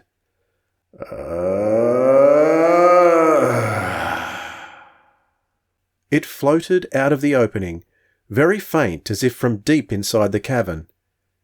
Pete shone his flashlight into the entrance. It was black, wet, and very narrow. The tunnel seemed to bore directly into the cliff face, as far as they could see. Chapter 7. Sounds in the Night. "It's awful narrow and dark, Jupe," Pete said uneasily. "Maybe it doesn't go anywhere," Bob speculated. "No," insisted Jupiter. "It must go into the cave or we wouldn't hear the moaning." "It sure looks small," Pete said doubtfully. Jupiter squatted and peered into the opening. "I think we can enter safely if we're careful. Bob, you're the smallest, so we'll tie the rope to you and you'll go in first." "Me? All alone? I thought we were all going to go in together." "That would be the wrong way to do it, Bob," Jupiter explained. "When entering an unknown passage, the correct way is to send one person in with a rope on him, while the other two remain outside ready to pull him out instantly if he encounters any danger." "Sure," Pete added. "In those prison camp films when the soldiers dug tunnels to escape, they always tied a rope to the man who was inside the tunnel. If he pulled once on the rope, they hauled him out." "Exactly," Jupiter said with a trace of annoyance. The first investigator did not like to have anyone suggest that his ideas were not original. He turned to Bob. "Remember, pull hard on the rope if you get into any trouble. We'll pull you out." Somewhat unconvinced but game, Bob tied the rope firmly around his waist. Cautiously, he crawled into the narrow tunnel. Inside it was dark and cold. The ceiling was much too low for him to stand up, and the walls were wet and slimy with green sea moss. He had to inch along on his hands and knees. As he crawled slowly forward, beaming his flashlight ahead, crabs scuttled away, their claws scraping on the damp rock. After Bob had gone about 30 feet, the ceiling suddenly inclined sharply upward. He stood up. His flashlight beam showed that the tunnel still led straight ahead, but it had become wide and dry and angled upward. "Jupe, Pete, it's okay," he called back into the tunnel. Soon both Pete and Jupiter were standing beside him. "It's all dry here," Pete observed. "This part must be above the high tide mark," Jupiter said. "I'll start marking our trail, and you and Bob listen for the moaning so we can go in the right direction." They moved ahead, Jupiter stopping every 10 feet or so to leave question marks in white chalk. After some 40 feet, They emerged into still another of the vast caverns that seemed to honeycomb the interior of Devil Mountain. Once more, many dark passages led out of the large room. The boys looked at each other in dismay. "Well, here we go again," Pete said. "This mountain is nothing but tunnels." Bob sounded discouraged. "How will we ever trace the sound?" But Jupiter was not really looking at the new cavern or the many tunnel exits. He was listening. "Have either of you heard the moaning since we came in?" Jupe asked. Bob and Pete looked at each other. "Gosh, no," Bob said. "Not since we were outside," Pete agreed. "I didn't hear it all the time I was crawling," Bob added. Jupiter nodded thoughtfully. "As soon as we enter, the moaning stops. A most suspicious circumstance. Not once, which could be an accident, but twice now." Pete was puzzled. "You think maybe we do something when we come in? I mean, maybe we change something without knowing we change it." "That's one possibility," Jupiter acknowledged. "Another explanation might be that someone sees us," said Bob. "But how could anyone have seen us on that beach in the dark?" Jupiter shook his head. "I admit I'm at a loss to explain it myself. Perhaps it is just—" They all heard the sound at the same moment. A faint, distant jingling of bells and the clip-clop of a horse's hoofs. "A horse!" Bob exclaimed. Jupiter turned his head and listened intently. The sound seemed to come from the wall of the cavern. "It's inside the mountain," Jupiter said. Bob protested. "It can't be, Jupe. It has to be from another part of the cave." Jupiter shook his head. "If my sense of direction is correct, the other part of the cave is to our left," he said. "We are facing the side of the mountain, and no tunnels go in that direction." "Maybe we better get out," Pete suggested. "I think," Jupiter said hurriedly, "Peter's right. Let's go." The boys pushed pell-mell against each other in their scramble for the narrow exit. Pete reached the small tunnel first and began to crawl through. Jupiter and Bob followed right behind. They tumbled out into water up to their knees and floundered across the flat rocks till they sprawled at last on the white sand of the beach. They lay there, panting. "Where did that noise come from?" Bob finally broke the silence. "I don't know," Jupiter admitted reluctantly. "But I think we've done enough exploring for one night. Let's start back." Bob and Pete were only too glad to follow the first investigator back up the narrow trail. They had nearly reached the iron gate at the top of the cliff when Jupiter suddenly stopped. In the darkness, Pete almost ran into him. "What are you doing, Jupe?" Jupiter didn't reply. He was staring up at the twin peaks of Devil Mountain. "What is it?" Bob asked in a whisper. "I just had an idea," Jupiter answered slowly. "And I also thought I saw something move up there on the mountains where—" The sound of jingling carried across the night along with the clip-clop of a horse's hoofs. "Oh no!" Bob groaned. "Is that what we heard inside the cave?" whispered Pete. "I think so," Jupiter said. "The sound must have filtered down through some crevice in the rock of the mountain. Sound carries very clearly that way. It would have seemed as if it was inside the mountain itself." The boys crouched down in the thick bushes near the gate as the hoofbeats came closer. Then a great black horse appeared on the steep slopes of Devil Mountain. It came down the mountain at a trot and passed within a few feet from where the boys crouched in the bushes. "There's no rider," Bob whispered. "Should we try to catch it?" asked Pete. "No, I don't think so," Jupiter replied. "Let's wait."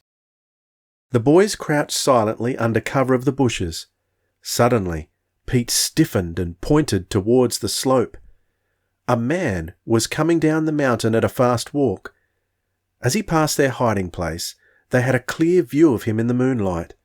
He was a tall, dark man with a long nose, a ragged scar on his right cheek, and a black patch over his right eye. "Did you see that eye patch?" hissed Pete. "And the scar?" Bob added. "I was more interested in his suit." Jupiter whispered. "It was definitely a business suit, and unless I'm mistaken, I think he had a pistol under his coat." "Can't we go now, Jupe?" Pete said nervously. "Yes, I think we'd better," Jupiter agreed. "This has been a most interesting night." Pete and Bob needed no urging. As they hurried along the road to where they had left their bikes, they kept looking behind them anxiously, but they saw nothing else. While they were riding past the end of Moaning Valley, however, a long wail echoed through the night.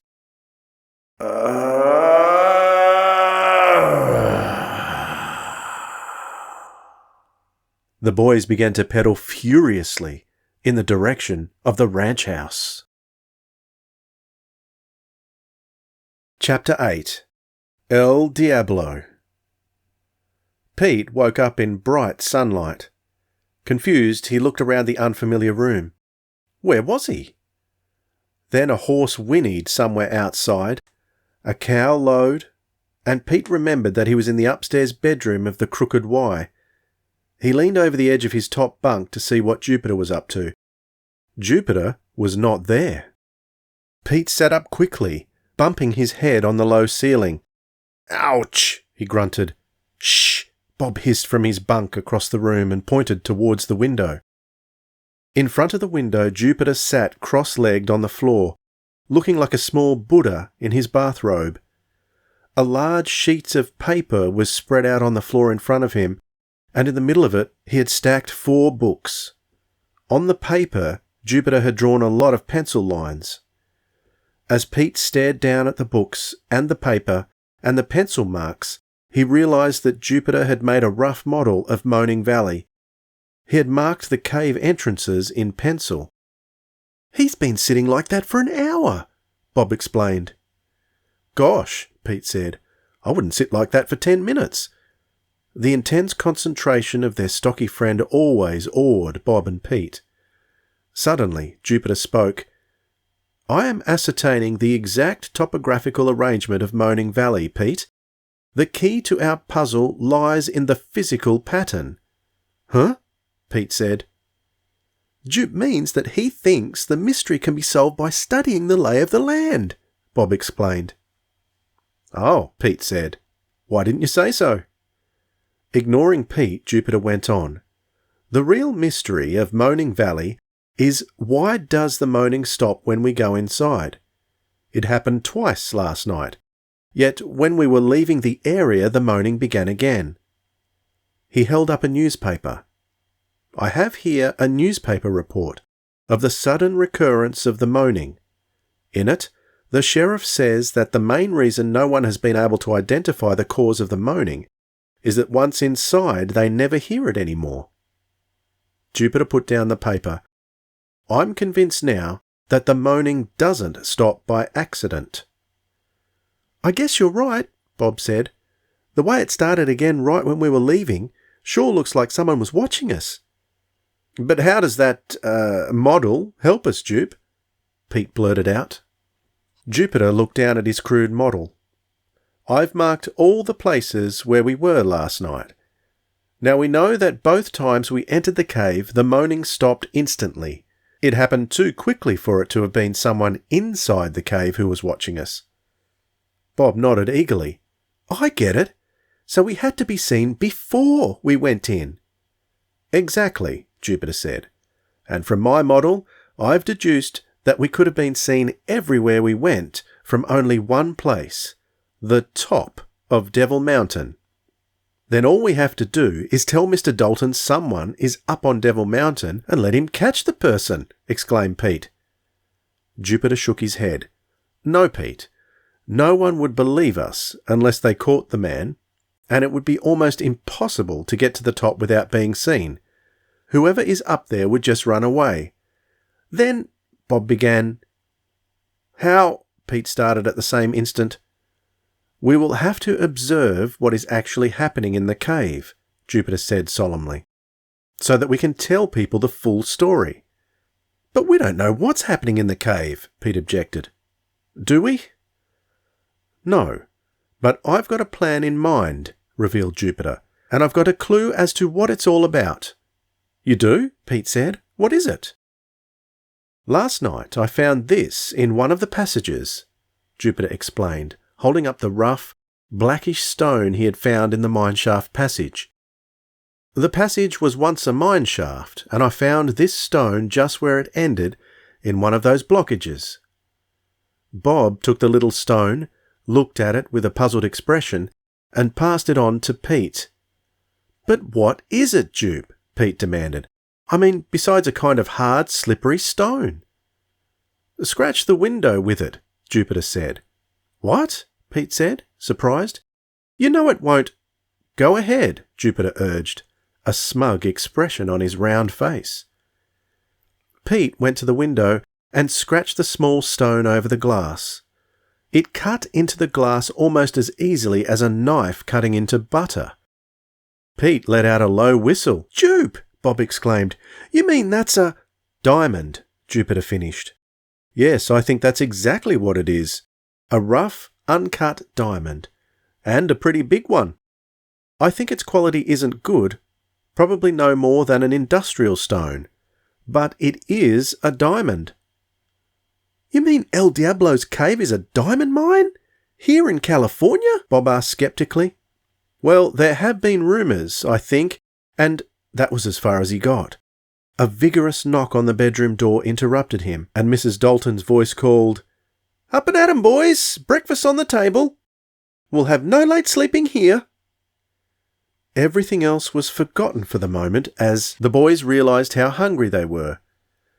They dressed and were in the big ranch kitchen 5 minutes later. Mr. Dalton and Professor Walsh smiled at them. Well, I see that Moaning Valley and its mystery have not affected your appetites, boys, Professor Walsh commented. Mrs. Dalton bustled around the roomy, bright kitchen, and soon the boys were digging into stacks of buckwheat cakes and ham, and drinking mugs of cold, fresh milk. You boys ready to do some work today? Mr. Dalton asked. Of course they are, Mrs. Dalton said. Why not take them up to the North Meadow for the haying? Good idea, Mr. Dalton agreed. Later they can help round up some mavericks. The boys, who had done some reading on ranch life, knew that the mavericks were cattle that had strayed from the main herd into remote parts of the range. Did you boys have a good walk on the beach last night? Professor Walsh asked. What did you find? We had an interesting expedition, Jupiter answered, and we met a rather odd old man. He called himself Ben Jackson. Who is he, sir? Old Ben and his partner Waldo Turner are prospectors, Mr. Dalton explained. I imagine they've looked for gold and silver and precious stones all over the West in their day. According to the local gossip, they came here many years ago, Mrs. Dalton added, when there was a rumour that gold had been found. Of course, there never was any gold, but apparently old Ben and Waldo never gave up. They have a shack on our land and still consider themselves prospectors. They don't seem to like to have visitors, but they don't mind getting handouts from the ranchers around here. Of course, we call it a grub stake. They wouldn't take charity. They're quite famous local characters, Professor Walsh put in. They can really tell you stories, Mr. Dalton smiled. Of course, they're somewhat eccentric, and most of their stories are just tall tales. For example, they'll tell you about fighting the Indians, but I doubt if they ever did. Gosh, you mean all that was a lie? Pete exclaimed. Before Mr. Dalton could reply, the back door of the kitchen burst open. The foreman, Luke Arden, came in hurriedly. They just found young Castro out in Moaning Valley, Arden said grimly. Castro? Mr. Dalton looked worried. Got thrown from his horse last night while he was riding herd on some strays. Lay there all night, said Arden. Is he all right? Mrs. Dalton asked. Doc says he's okay. They took him over to the hospital in Santa Carla. I'll go and see him right away. Mrs. Dalton jumped up. The men are kind of shook up, Arden added, his face dark. 2 more told me they'd be going to quit. Castro was out in Moaning Valley and says he saw something moving. He took a look. Whatever it was spooked his horse. He was thrown and the horse ran off. He's all bruised up and his ankle's sprained." The Daltons looked at each other in despair. Jupiter spoke up. "Was the horse a big black one, Mr. Harden?" he asked. "That's right. Big Ebony. A good horse. Came back to the corral on his own this morning, so we knew to look for young Castro." Mr. Dalton spoke sharply. "Did you boys see Big Ebony last night?" "Yes, sir," Jupiter said. "A big black horse without a rider." "You must always report a riderless horse on a ranch, boys," Mr. Dalton said severely. "We would have found Castro sooner." "We would have, sir," Jup explained, "but we saw a man following him and assumed that he was the rider. He was a tall man, with a scar on his right cheek and an eye patch." Mr. Dalton shook his head. "Never heard of a man like that." "Tall and an eye patch?" Professor Walsh inquired. "Sounds menacing, but definitely not El Diablo, eh? He wasn't tall, and he didn't wear an eye patch." Mr. Dalton started for the door. "Luke, get the men calmed down if you can. I'll join you in the North Meadow after I see Castro. And I think I'll talk to the sheriff about that man the boys say they saw." Jupiter spoke up again. "If you're going into town, sir, perhaps you would take me? I have to return to Rocky Beach today." "Why, Jupiter, you're not leaving us?" Mrs. Dalton asked. "Oh no," Jupiter assured her. "It's only that we need our scuba equipment. We saw some reefs offshore last night which look excellent for collecting specimens for our marine biology studies." Bob and Pete stared at Jupe. They did not remember that they had seen any reefs, or that they were conducting marine biology studies. But they said nothing. They had learned not to question Jupiter when he had some scheme in mind. "I'm afraid I don't have time today to take you down," Mr. Dalton said, "and I can't spare a man or a truck. You'd better wait a few days." "That's quite all right, sir," Jupiter said. "If you'll take me into town, I'll get the bus down. Someone will drive me back." "Better hurry up and get ready then," Mr. Dalton told him as he went out the door. Mrs. Dalton looked at Bob and Pete. "I'm afraid you boys had better find something to do, too. With this trouble, Mr. Dalton won't have time to work with you today." "We will, ma'am," Bob assured her. The boys went back to their room, while Jupiter gathered what he needed for his return to Rocky Beach. As he packed, he revealed what he had in mind for Bob and Pete while he was gone. "I want you to go into Santa Carla and buy 12 large plain candles," Jupe said, "and 3 Mexican sombreros. With the fiesta in Santa Carla, there should be plenty of hats to buy. Tell Mr. and Mrs. Dalton you are going in to see the fiesta parade." "3 sombreros?" Pete repeated. "Right," said Jupiter, without further explanation. "Then go to the library, Bob. I want you to learn all you can about the history of Devil Mountain and Moaning Valley. I mean all the exact details, not just the legends." "I'll find out all I can," Bob assured the first investigator. "What are you really going to Rocky Beach for?" "To get the scuba equipment, as I said," Jupiter replied. "And to take the diamond into Los Angeles to have it examined by an expert." Mr. Dalton called from below. "Jupiter, ready?" The boys hurried down, and Jupiter climbed into the cab of the pickup truck. As Bob and Pete watched him ride off, they realised that they still didn't know what Jupe was planning to do with the scuba equipment. After helping Mrs. Dalton in the kitchen for an hour or so, Bob borrowed Mrs. Dalton's library card, and the 2 boys started off for Santa Carla on their bicycles. "Enjoy the fiesta, boys," Mrs. Dalton called after them. Actually, Bob and Pete were quite excited at the prospect of seeing the famous Santa Carla fiesta, and they rode off in a holiday mood. The road from the ranch wound through the vast inland valley, surrounded on 3 sides by the brown mountains of Southern California.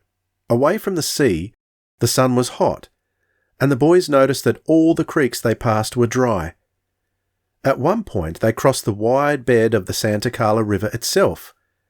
Down below the bridge, The riverbed was completely dried up, with small plants growing on its sun-baked surface. Soon the highway began to climb towards San Mateo Pass. Bob and Pete had to get off their bikes and walk them around hairpin curves. Mountain valleys yawned close to the right, while rocky cliffs climbed steeply to the left. The boys walked slowly in the bright sun. After a long, hot hike, they finally emerged at the top of the pass.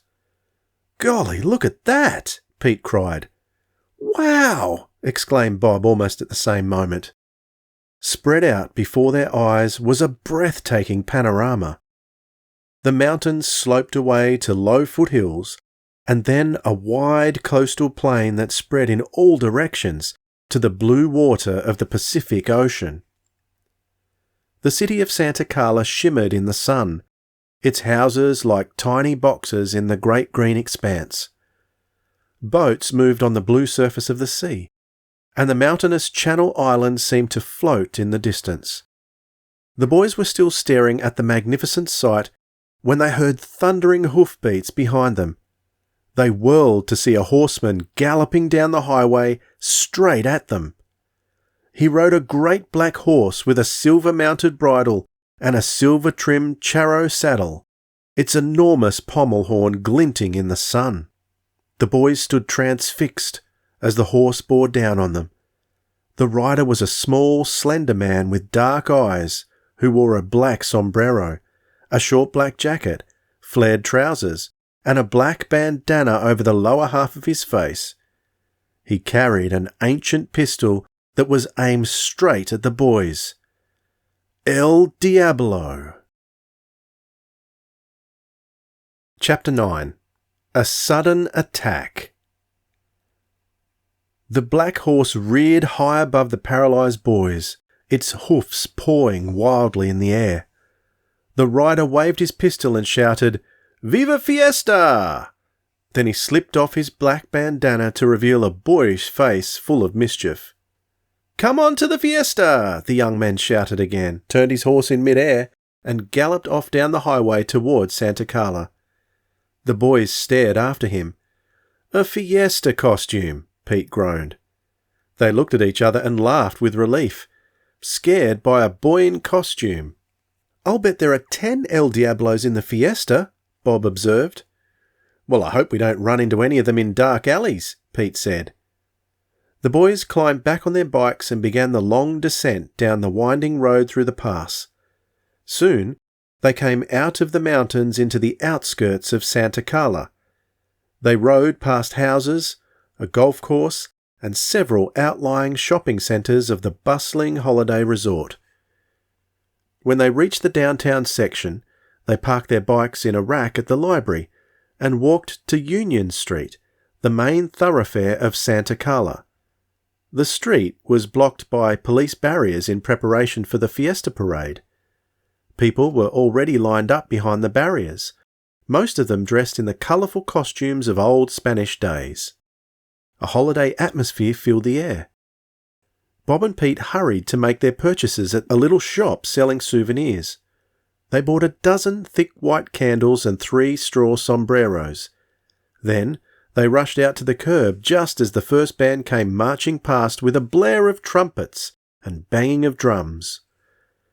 After the band came the floats, decked with flowers and pretty girls and men in costumes. Most depicted important moments of California history. One showed Father Junipero Serra, the Franciscan missionary who had established most of the fine old missions that stretched up the long coast of California. Another represented the day John C. Fremont had raised the American flag over Santa Carla when the city had been taken from Mexico. Another showed El Diablo in his famous escape. At least 5 El Diablos rode around this float. One of them was the same grinning young rider on the black horse who had startled them at the top of the pass. "Look at all those horses!" exclaimed Bob. "I sure wish I could ride like that." Pete watched the horsemen with admiration. Both boys were good riders, though not yet perfect, and they watched the horses with great interest.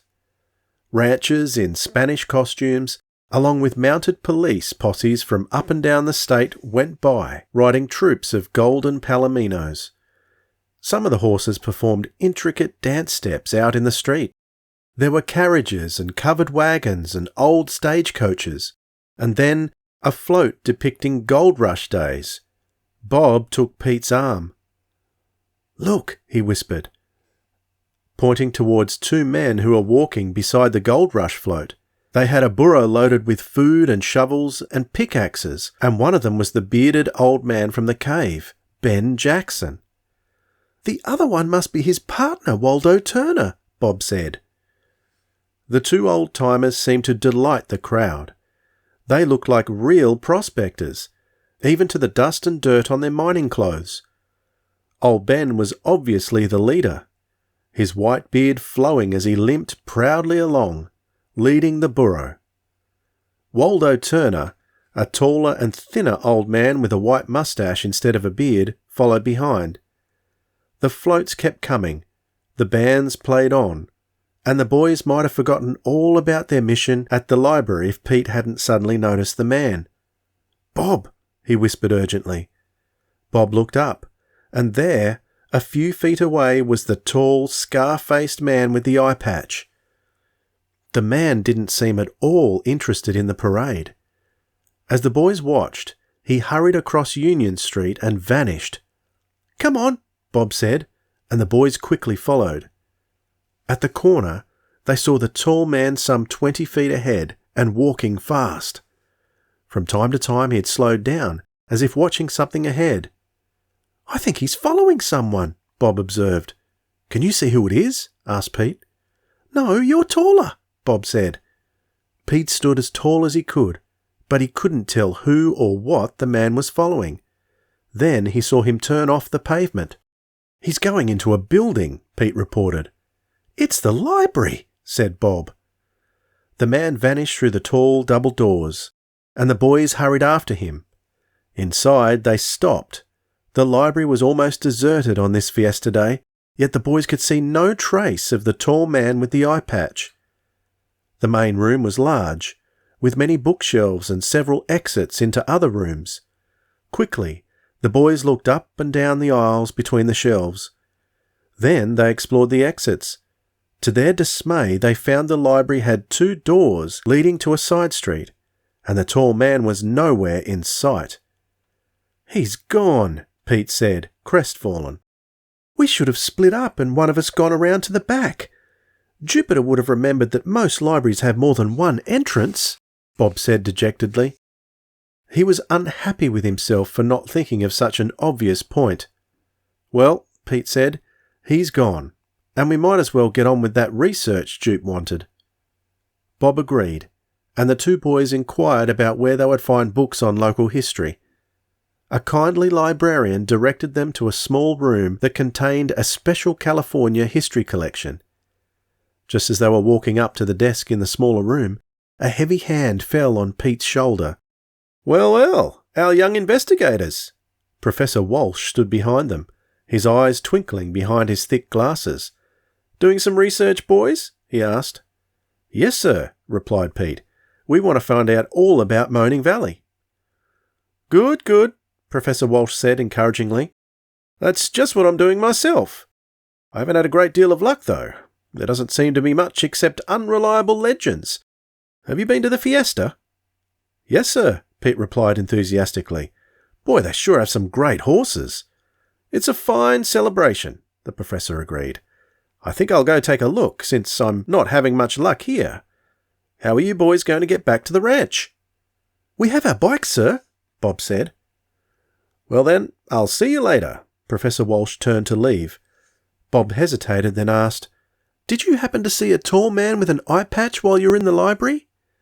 Walsh shook his head. "No, boys, I didn't." "You mean that same man you saw last night?" "Yes, sir," Pete said. "Right here in town, eh?" Professor Walsh looked thoughtful. "No, I haven't seen him." After the professor had gone, Bob and Pete went to work. They found 3 or 4 books that mentioned Moaning Valley, but none of them added anything to what they already knew. Then Bob discovered a small book with yellowing, wrinkled pages. which was a complete history of Moaning Valley up to the year 1941. It was on the wrong shelf, which was probably the reason Professor Walsh hadn't seen it. They borrowed the book with Mrs. Dalton's library card. Outside, the afternoon was still hot and sunny, and the parade was just ending. People were streaming away from the main part of town, many of them still in costume. The boys tied their packages on the luggage racks of their bikes and started home. Soon, they began the long climb up San Mateo Pass. They rode as far up as they could with ease, then dismounted and continued on foot. Stopping to rest a moment, they looked out over the water towards the Channel Islands, hazy in the distance. "Gosh, I'd like to get out to those islands," Pete said. "They actually herd cattle on some of them," Bob said. "Cowboys and all, right out in the ocean." Near the islands they could see the slim grey hulls of Navy vessels on manoeuvres. A car was coming up the highway from the direction of Santa Carla, but the boys were busy gazing out at the ocean. They paid no attention to the car until they suddenly realised from the rasp of the motor that it was travelling at top speed. Whirling around, they discovered that it was partly off the road and heading straight for them. "Look out, Bob!" Pete shouted. Both boys leaped out of the path of the onrushing car just in time. It roared past them, veered back onto the road, and raced away. But their desperate leaps had carried them over the edge of the road. Slipping, unable to hold on, they plunged towards the deep chasm far below. Chapter 10. Jupiter reveals a plan. Pete slid down the steep incline over sharp rocks and brush that tore at his clothes. He clawed at the bushes to slow his fall, for the slope ended in an almost sheer drop ahead. But the vegetation was not strong enough to hold him. He was only some 4 feet from empty space when he crashed into the heavy trunk of a twisted tree. "Oof!" Pete grunted, as his fingers instinctively closed around the thick trunk. For a moment he lay still, clinging to the tree trunk and breathing heavily. Then he realised that he was alone. "Bob!" he cried. There was no answer. Below him was nothing but yawning empty space. "Bob!" he called again frantically. There was movement just to Pete's left. Bob's face peered up through thick bushes. "I'm all right, I guess," Bob said weakly. "I'm on a kind of ledge, only I can't move my leg." "Try moving it just a little." Pete waited while he saw faint movement in the bushes where Bob lay. Then Bob's voice came more strongly. "I don't think it's bad," Bob reported. "I can move it. It was just twisted under me. It hurts, but not so much." "Do you think you can crawl back up?" Pete asked after a minute. "I don't know, Pete. It's awful steep." "And if we slip—" Pete did not have to finish that statement. "I guess we better try yelling," Bob said. "Loud," agreed Pete. He opened his mouth to yell, but what came out was only a faint whisper, for just as he started to shout, he spied a long face peering down from the edge of the road above, a face with a wicked scar and an eye patch. The boys and the man with the scarred face stared at each other for a full 10 seconds. Then abruptly, the face vanished, and they heard the sound of running feet, a car engine, and the squeal of tyres as the car roared away. Its motor had scarcely faded out of hearing when the boys heard other vehicles approaching. "Yell!" Pete cried. Both boys shouted as loud as they could, and the sound echoed through the mountains. Brakes squealed and gravel crunched above. 2 kindly faces peered over the edge of the road. Soon, a thick rope came flying down to Pete. He wrapped it twice around his waist, held the loose end in both hands, and was pulled up to the road. The rope was thrown down again, and a moment later Bob stood beside Pete. Bob tested his leg and decided it was probably only sprained. The burly truck driver who had supplied the rope was going in the direction of the Crooked Y, and he insisted that the boys accept a ride with him. Less than 15 minutes later, they were deposited with their bikes at the front gate of the ranch.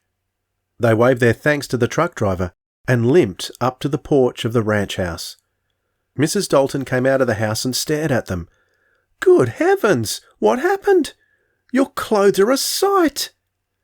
Pete started to answer when he felt a light kick from Bob. "We went downhill too fast and fell off our bikes in the pass, ma'am," Bob explained, which was more or less true. "I hurt my leg a little, so a man gave us a ride." "Your leg?" Mrs. Dalton said. "Let me see, Bob." Like most ranch women, Mrs. Dalton was a good, practical nurse.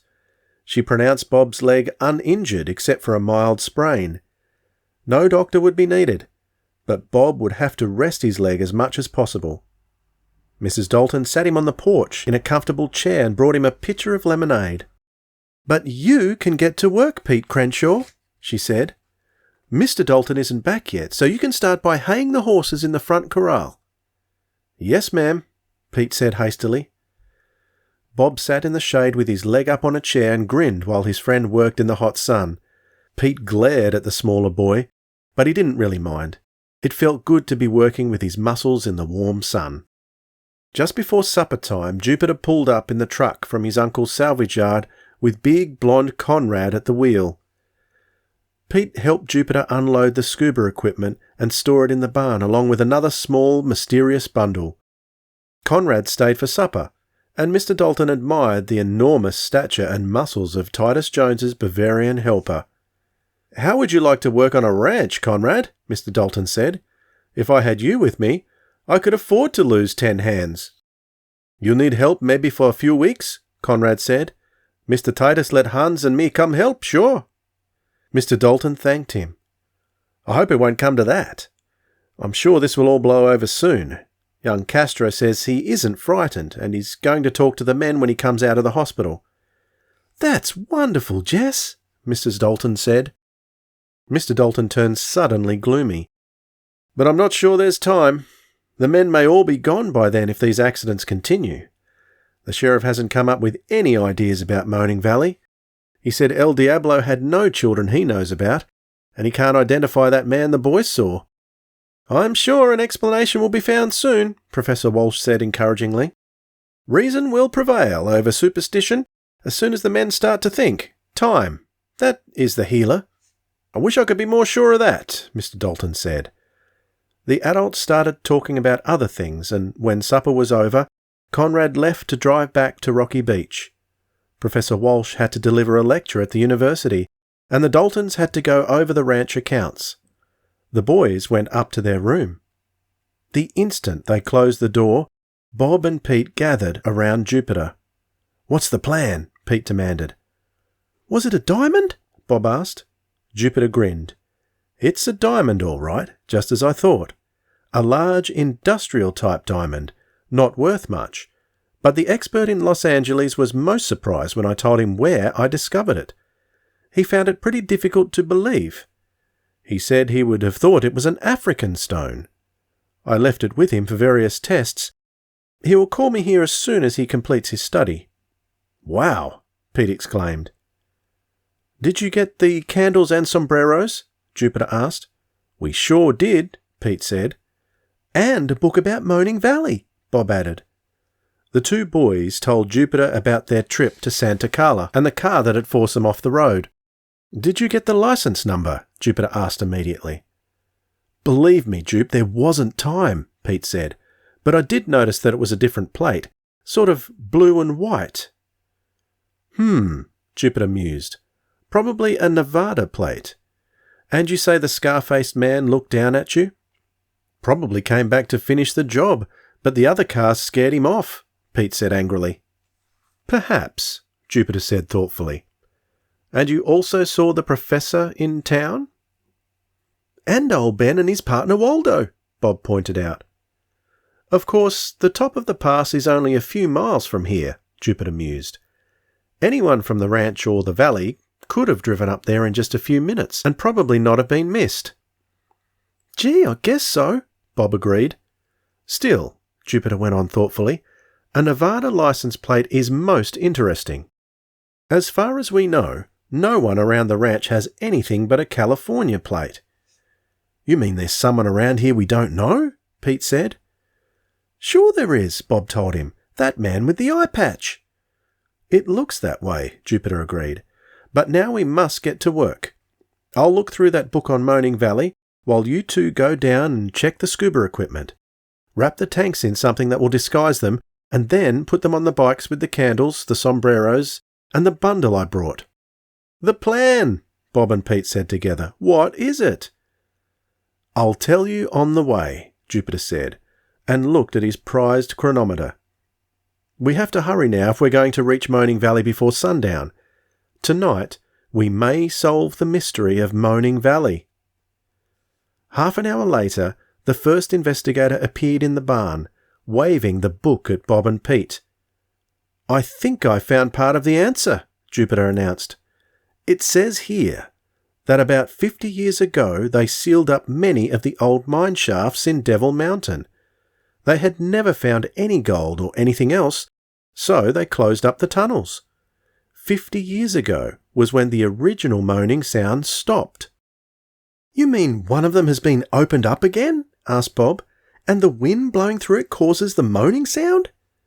Yes, I think so, Jupiter agreed. The question is how and why. Are you fellows ready? Ready, Jupe, Pete said. All right then, put on the sombreros before we ride out of the barn, Jupiter instructed.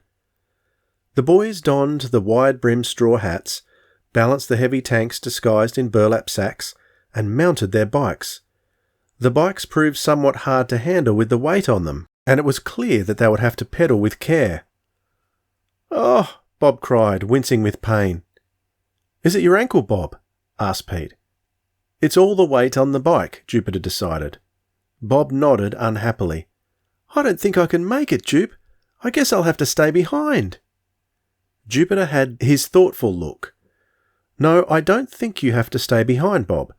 Perhaps we can turn this misfortune into an advantage. It will make our deception more convincing. What deception? Pete asked, bewildered. The classic military tactic of the campfires and logs that look like cannon, Jupiter explained obscurely. Bob, unload your scuba equipment. Without the weight, I think you can operate the bike. Bob tried again and found that without the extra weight, he could indeed pedal satisfactorily. The boys rode out of the barn towards the gate. As they passed the house, Mrs. Dalton waved from the porch. Have a good time, boys, and don't stay out too late, she called. And be careful. Once out of sight of the ranch, the boys pedalled faster towards Moaning Valley. When they reached the place where the road ended at the iron gate, they dismounted and carried their bundles and bikes into the thick bushes. Now, Jupiter said, here is my plan. We're going to get inside the cave without being seen. Pete nodded. I get it. We'll take the moaning by surprise. Right, said Jupe. Of course, if my theory is correct, we're being watched closely right now. Gosh, Bob said. Then how do we do it? We go underwater, Jupiter told them, using the scuba equipment. I checked on the tide and it's higher this evening. I estimate that most of the tunnel from the beach will be underwater. But Jupe, Bob objected, how will we get into the water without being seen if we're being watched now? Jupiter beamed triumphantly. We will use the decoy tactic, the way armies used to light campfires at night and then slip away in the dark. But, Pete began, you see, I also noticed last night that while the trail to the right is in clear view from the top of Devil Mountain, the trail to the left is hidden. Come on, walk casually and in the open. The three boys climbed over the iron gate and continued down the cliff path to the left. When they were just out of sight from the top of Devil Mountain, Jupiter said, Stop here. The boys put down the scuba tanks and watched as Jupiter opened the secret package. That's just old clothes, exclaimed Pete. The same as those we're wearing, Bob added. Exactly, said Jupiter. Stuff them with brush and tie off the arms and legs with this cord. Bob and Pete did as Jupe said, and in a few moments they had two dummies that looked remarkably like Pete and Jupiter. And the sombreros will hide our faces, Pete said. Precisely, agreed Jupiter. In addition, They can easily be seen from the top of the mountain. Whoever is up there will be convinced that the dummies are us, especially since Bob will stay here with them and move from time to time." Quickly, the boys set up the dummies above the trail. Bob sat beside the dummies pretending to talk to them. From a distance, it would look exactly as if the three investigators were sitting at the cliff edge observing the view. Hidden below the cliff, Jupiter and Pete slipped down the trail to the small beach at the bottom. There, they struggled into their air tanks. "The surf is light tonight," Jupiter said. "We should have no trouble swimming from here to the cave entrance." Pete nodded. "Underwater, it shouldn't take more than 5 minutes to swim that far with our flippers." "Right," Jupiter agreed. "I have my compass, and if necessary we can surface briefly. Our decoys should keep anyone from bothering to watch the ocean." The boys fixed their breathing tubes in their mouths, walked backwards into the water, and slid beneath the waves. Chapter 11. Shadow Under the Sea. Pete followed Jupiter's waving fins through the bright, translucent water. Both boys were experienced scuba divers and swam only with their feet with no wasted motion. Pete maintained a wary watch on the dark shadows of the rocks, while Jupiter concentrated on following the direction with his wrist compass. Fish darted around them, and one large halibut, which had been invisible against the bottom, startled Pete by separating itself from the rocks and swimming majestically away. After a couple of minutes, Jupiter stopped and turned to face Pete. He pointed to his diving chronometer and then towards the shore. Pete nodded. It was time to start in for El Diablo's cave. Jupiter continued to lead the way. Closer to shore the water was murky, and there were more rocks, so Pete swam closer to the flapping fins in front of him. In fact, he swam so close that he bumped hard into Jupiter's back when the first investigator suddenly stopped. Pete grunted, a little annoyed. His annoyance abruptly vanished as he saw that Jupiter was frantically pointing to the left. Pete looked. A dark shape moved slowly through the water, no more than 30 feet from them. It was large and long, like a big, black, hazy cigar, the shape of a shark, or even a killer whale. Pete's heart thudded, but the boys had been carefully instructed about what to do if they ran into a shark. They reacted to their training instantly. Moving as little as possible, since movement would attract a shark, they sank to the bottom. They drew their diving knives as a precaution and began to edge their way slowly towards the safety of the rocks. Pete watched the shape intently. He decided that it moved too steadily, too rigidly in a straight line, and was too long for a shark. At the same time, it seemed too small and slow for a killer whale. Jupiter touched him on the shoulder and made the sign for a shark. Pete shook his head, and both boys watched the strange shape slowly fade away out to sea. Then they swam in until the surge of the surf told them they were close to the cliff of Devil Mountain. They surfaced cautiously and found themselves only a few feet from the cave mouth. "What was it?" Jupiter asked as soon as he removed his mouthpiece. "I don't know," Pete replied nervously. "I'm pretty sure it wasn't a shark or a whale or any kind of fish. Maybe we should go back, Jupe, and get the sheriff." "If a whole posse came here, they wouldn't find anything," Jupiter pointed out. "Whatever that shape was, it was going away, right? I'm sure that there is some simple explanation for it, and anyway, it's gone now." "Well," Pete hesitated, "now that we're this far, it would be foolish to turn back without investigating the Moaning," Jupiter said decisively. He always hated to give up once he was on a trail. "Come on, Pete. I'm going into the cave. You hold the rope until I'm inside." Jupiter vanished under the water. The sun was almost down now, and in the darkening twilight, Pete waited with the rope in his hands. When he felt a double tug, he fixed his mouthpiece in place and swam into the narrow passage. There was little surf and no current, and Pete's waterproof flashlight, which was fastened to his gear, gave plenty of illumination.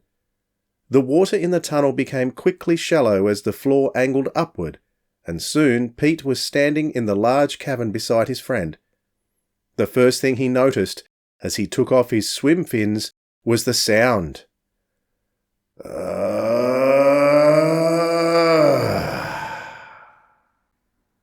The cave was moaning. Jupiter was grinning like a contented cat. They were inside, and the cave was actually moaning. "Gosh, Jupe," Pete whispered. "You were right. No one saw us come inside, so the cave's moaning."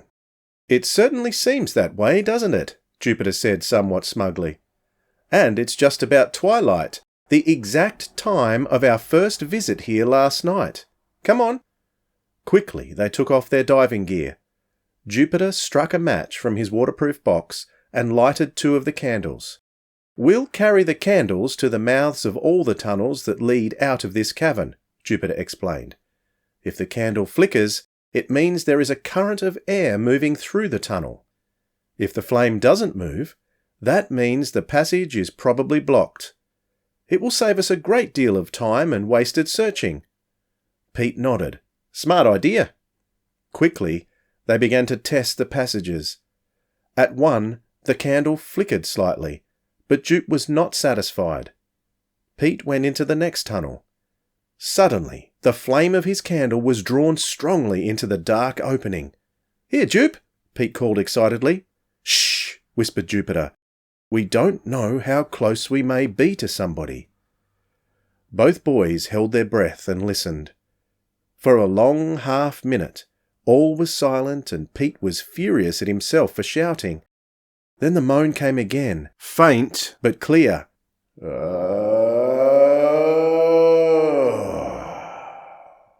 It seemed to come straight out of the tunnel that was attracting the candle flame. Jupiter took out his chalk and marked a small white question mark at the entrance to the passage. Then the 2 boys lit their flashlights and plunged into the tunnel. Back at the cliff top, Bob sat with the dummies, watching the flaming orange sun set in the west. Slowly, a purple and red twilight settled over the ocean. Bob stretched his legs cautiously.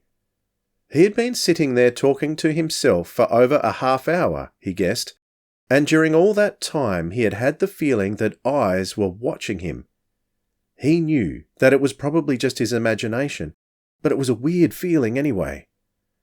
To occupy his mind, Bob began to read the book about Moaning Valley. He read the part that told of the mine shafts being sealed, and then he read further. Suddenly, he sat up very straight. "Gosh!" he exclaimed in a whisper.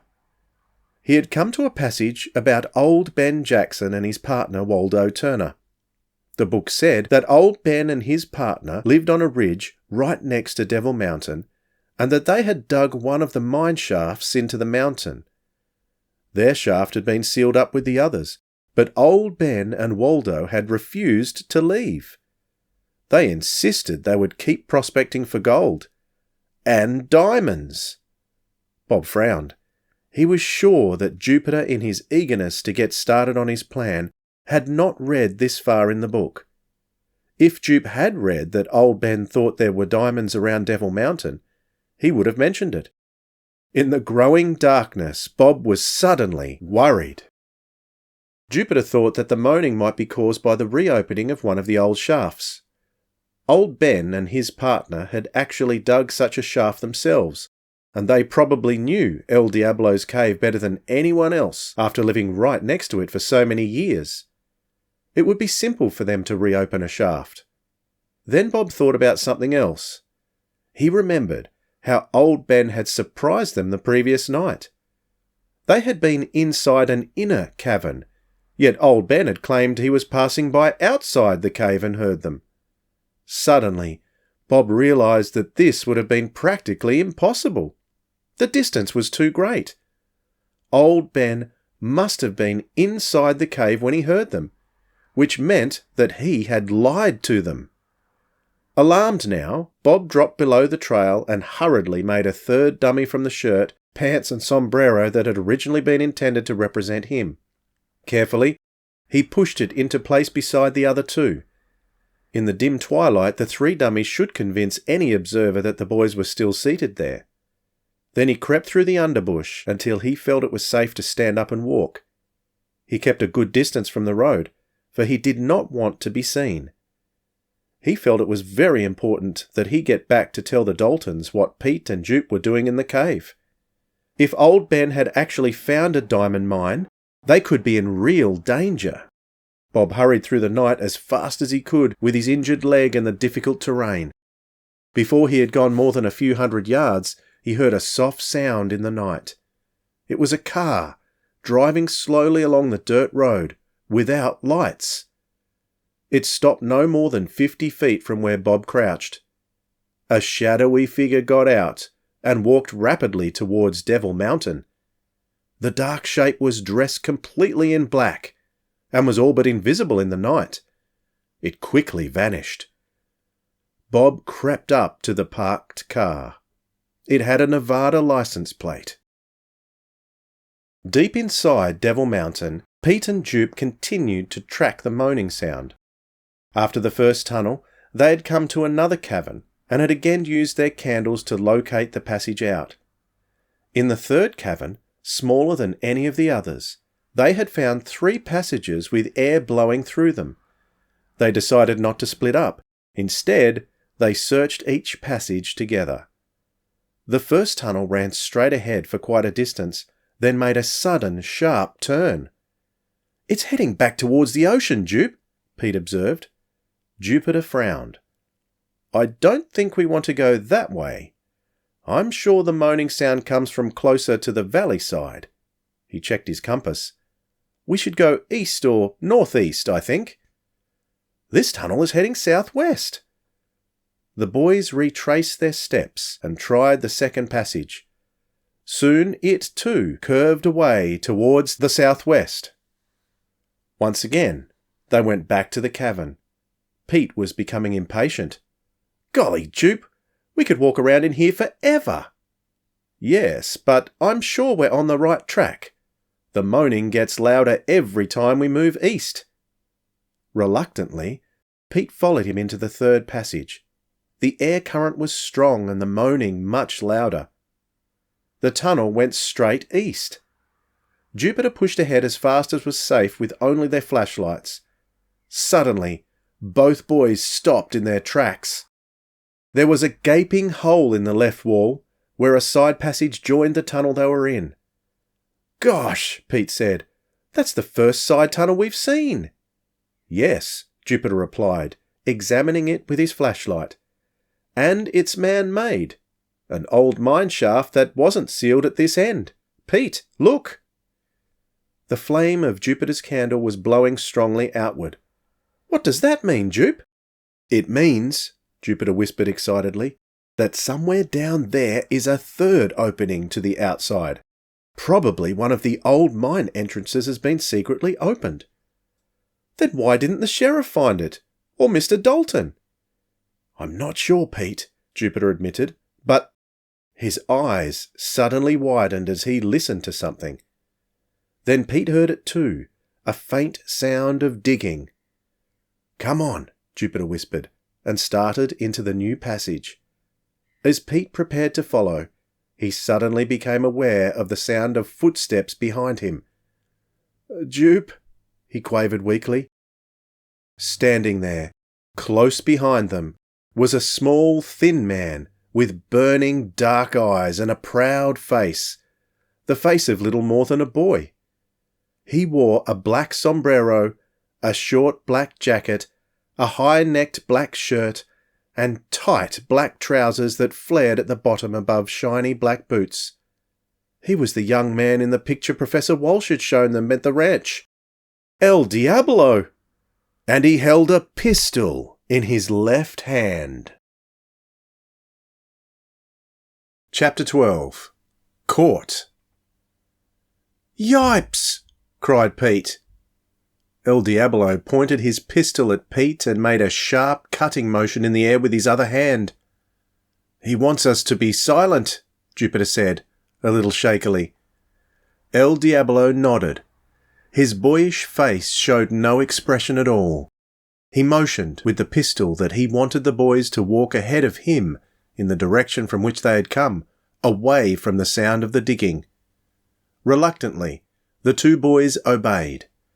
They retraced their steps through the dark tunnel until they came to a cavern where El Diablo motioned them to the right. They walked and walked, along passages and through caverns.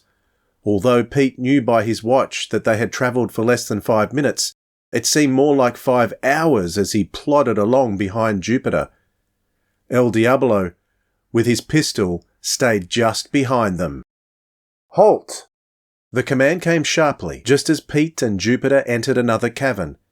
It was the first word El Diablo had spoken, and it had a muffled, hollow sound. The boys stopped. This cavern was smaller than most they had been in, and it had a gloomy, dank atmosphere. "There!" El Diablo commanded in his muffled voice. The bandit gestured towards a very narrow opening in the cavern wall. Jupiter and Pete looked at each other grimly, but there was nothing they could do. They marched into the narrow tunnel, with El Diablo close behind. They had taken only about 10 steps when they came to a mound of rocks that completely blocked the passage. A dead end. Pete and Jupiter turned in dismay. El Diablo's face was as rigid as stone. With a motion of his pistol, he indicated that they were to stand along the left wall. Then he quickly bent over and rolled a large rock away from the mound. "Come!" the muffled voice commanded. The boys walked to the hole that had been opened in the end of the passage, and Pete peered in. He saw nothing but a black hole. Before he could shine his flashlight inside, a strong shove sent him sprawling into the dark opening. Pete landed hard on a stone floor. Something struck him in the ribs, and then he heard the stone being rolled back. Pete lay in total darkness behind the wall of rock. "Pete?" It was Jupiter's voice beside him. "I'm here," Pete answered, "but I wish I wasn't." "I'm afraid he's walled us in," Jupe whispered in the darkness. "I'm just plain afraid," Pete said. At the edge of Moaning Valley, Bob was hurrying towards the Crooked Y Ranch. Behind him, as if to spur him on, the valley continued to moan.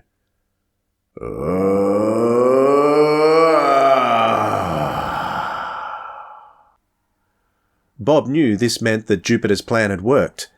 Pete and Jupe must be inside El Diablo's cave by this time, yet the moaning had not stopped. After reading the book, however, Bob was almost sorry that the plan had succeeded. If his hunch was right, if old Ben and his partner had something to do with the moaning sound, then Pete and Jupe could be in trouble. Then there was the man in the car with a Nevada license plate. Who was he? Bob had seen only a dark shape walking towards Devil Mountain. He had waited for a time near the car, but the man had not come back. Bob had finally decided that too much was happening for the boys to carry on alone. He hurried on towards the ranch. Once Moaning Valley was behind him, Bob decided to risk walking on the road where he could make better time.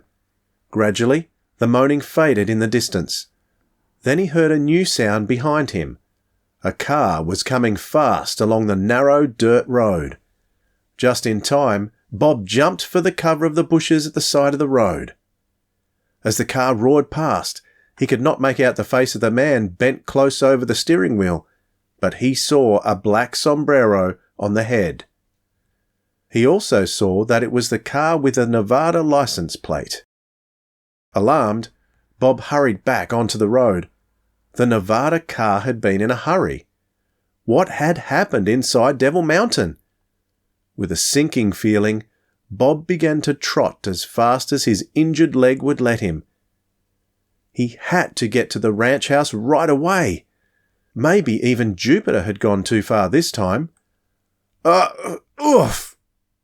Bob had bumped headlong into a man who appeared suddenly in the road.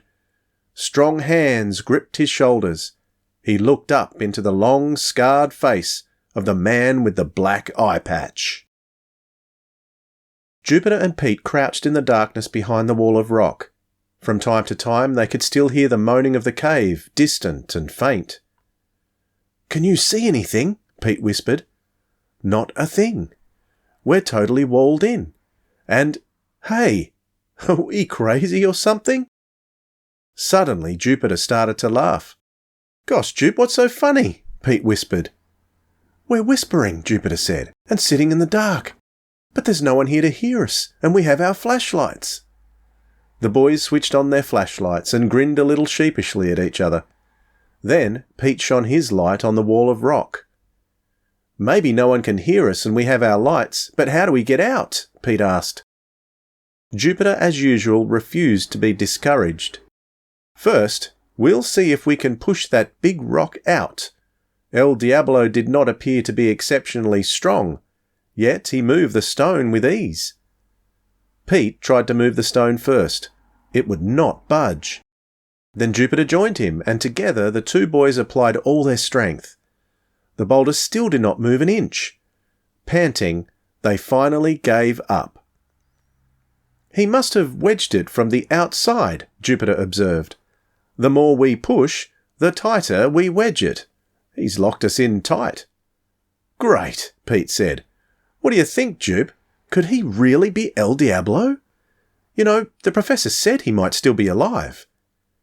"El Diablo may still be alive," Jupiter said, "but he wouldn't look like that. Remember, El Diablo would be almost 100 years old. The man who caught us looked like El Diablo back in the 1880s. "Yes, I thought about that." "In addition," Jupiter continued, "did you notice how his face never seemed to move? How he never showed any expression?" "Sure I did, but I'm convinced that our captor was wearing a mask, Pete," Jupiter said triumphantly. "One of those flesh-coloured rubber masks that fit over the whole face. In addition, he spoke very little. I think he was afraid we might recognise his voice. I didn't. Did you, Jupe?" "No," Jupiter admitted. "But I'm sure of one thing anyway. He didn't want to harm us seriously, or he wouldn't have just imprisoned us in here." "Just imprisoned us?" Pete objected. "Isn't that bad enough?"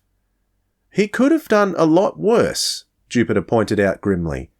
"In here we'll be found sooner or later after we're missed, and he knows that. There's plenty of air. All he wanted was to have us out of the way for a short time, probably just tonight. Which means that we have to hurry and find our way out of here." "Do you think it's safe yet, Jupe? Why don't we just let someone find us?" Pete asked. "I'm convinced that the mystery has to be solved tonight," Jupiter insisted. "If we wait, it will be too late. Since we can't get out the way we came in, we have to see if going in the other direction leads us to some exit. Come on." Pete followed Jupiter down the narrow passage. The tunnel continued straight ahead without any cross passages for what seemed like miles. Then suddenly the boys stopped and stared at each other in dismay. In front of them was another fall of rock. The passage was blocked at this end too. "Golly, Jupe," Pete cried. "What do we try now?" "I hadn't thought we would be blocked in so completely," the first investigator said, and for the first time his round face looked worried. "It doesn't fit my deductions at all." "Maybe El Diablo has different deductions," Pete observed. Jupiter leaned down and carefully inspected the fall of rock. It, like all the others, was not recent. Jupiter bent closer. Suddenly he became excited. "Pete, this big rock has been moved." Pete bent down and looked. From the marks on the floor, there was no doubt that the big rock had been moved recently. Together, the boys strained at the boulder. It rocked slightly, but would not roll loose. Jupiter stood up and looked around. "I think our friend used this passage to enter and leave the cave unseen. If the two of us can't move it, then there has to be some other way. There! That long steel bar near the wall." Pete understood at once. A lever. He grabbed the long bar and inserted it between the stone and the wall. Together, The two boys leaned their weight on it, and the great stone rolled away. A gaping hole opened in front of them. Jupiter shone his light into the darkness. "It's another cavern," he reported. Pete dropped the long bar, and both boys scrambled through the opening. They shone their flashlights around. "Wow!" gasped Pete. Jupiter just stared. They were standing in an enormous cavern. In the centre was a great black pool. Chapter 13. The Pool of the Old One. The pool glittered in the beams of their flashlights. Pete swallowed hard. "The pool," he said in a low voice, "where the Old One lives." "So there is a pool," Jupiter said. "It must have been blocked off a long time ago, but the Indians knew it was in the cave somewhere." "And now we know too, but I wish we didn't," Pete quavered. "Let's find a way out of here quick." Just because the pool is really here doesn't mean that the Old One actually exists. It doesn't mean the Old One doesn't exist either, Pete pointed out. Maybe the Old One's been blocked off a long time too. Maybe he's mad and hungry and just waiting for two smart boys. Jupiter glanced around the dark cavern. Shadows in the wall indicated more passages leading from the cavern. "We'd better try to find a way out," Jupiter decided. "Light your candle and we'll test the openings." "Now that's what I like to hear," Pete said. He lit his candle and followed Jupiter. They tested two of the passages without success. Pete started to move on, but Jupiter stood still. "Pete," he whispered. Pete followed Jupiter's gaze. At first he could see nothing. "There, against the wall," Jupiter hissed. It's... Then Pete saw it, or rather, him. In a dark recess just inside the second passage, seated against the wall with his legs straight out in front of him, was a small man, dressed all in black, with a sombrero on his head and black boots on his feet. In his right hand the man held an ancient pistol, and his face was grinning straight at the boys. Except that the face looking at them was not a face at all. It was a skull. And the hand that held the pistol was not a hand. It was 5 bones. A skeleton. "Yow!" Pete cried. Both boys turned and ran. They reached the tunnel which had led them into the cavern and tried to scramble through the opening together. Both of them went down in a heap. "Where are we running to, Jupe?" mumbled Pete on the bottom. "We can't get out this way." "Of course," replied Jupiter. "We weren't thinking clearly." "I wasn't thinking, period," Pete said in a muffled voice. "Maybe you'd better get off me for a start." "I would, but you're holding my leg," Jupiter said. The boys untangled themselves and sat up on the cold floor of the cavern. They were still shaking, but Pete began to grin. "Boy, we're a couple of brave investigators." Jupiter nodded solemnly. "We panicked. A natural enough reaction under the circumstances, I believe. The accumulation of dangers resulted in a degree of nervousness that made us lose our rational responses. A skeleton is probably the least dangerous menace we have faced. We were simply at the point of panic." Pete groaned. "It's too bad Bob isn't here to tell me what you just said." "If he was here, he'd tell you I said we were so tense from what's happened that we blew our tops," Jupiter said. "You could have said that the first time." "I could have, but it isn't exactly the meaning I wanted to communicate. However, that isn't what we should be concerned about now. I want to inspect that skeleton." "I was afraid you'd want to do that." Pete followed Jupiter rather unwillingly over to where the skeleton seemed to grin at them from beneath the black sombrero. Warily, Jupe reached out and touched the sombrero. It crumbled into dry pieces. "Golly!" Pete exclaimed, and touched the black jacket. The jacket too crumbled and fell away from the skeleton. As Pete pulled his hand back, he brushed the bony fingers that held the gun. The fingers snapped off, and the pistol dropped to the floor with a loud, echoing clatter. Pete jumped back, but Jupiter bent closer to the skeleton. "It's very old, Pete," Jupiter observed, "and that pistol is ancient too. I would say that there is very little doubt about it." "Very little doubt about what?" "That this skeleton is El Diablo, the real El Diablo." Jupiter's words echoed from the high ceiling of the cavern like some ghostly voice from the past. "The real El Diablo?" Pete said. "You mean he was in here all the time, but no one ever found him?" Jupiter nodded. "I wouldn't be surprised if he died the very night he came into the cave. His wound must have been worse than anyone realized. Of course, in those days men often died from wounds we would consider minor today. Medical science has made great progress." "But what makes you think he died that night?" Pete asked, puzzled. "I mean, maybe he hid in here for years before he died." Jupiter shook his head. "No, I don't believe so. First, you will notice that there are no signs of any food around the skeleton. He could have drunk water from the pool, although I would guess that the pool is salt water. Anyway, even if he had water, there should be some evidence of food, bones, dried seeds, something." "Maybe he ate and drank somewhere else," Pete suggested.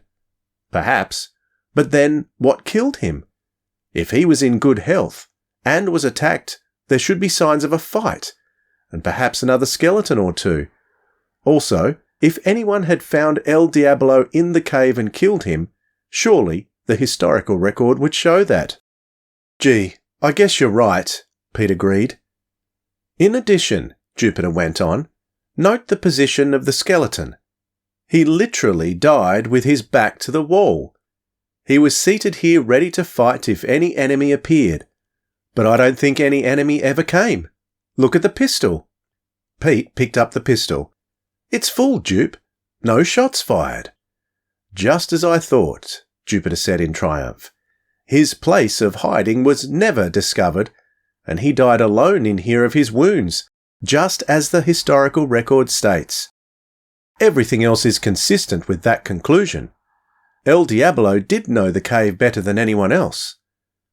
"Maybe it would have been better for him if he hadn't known it so well," said Pete.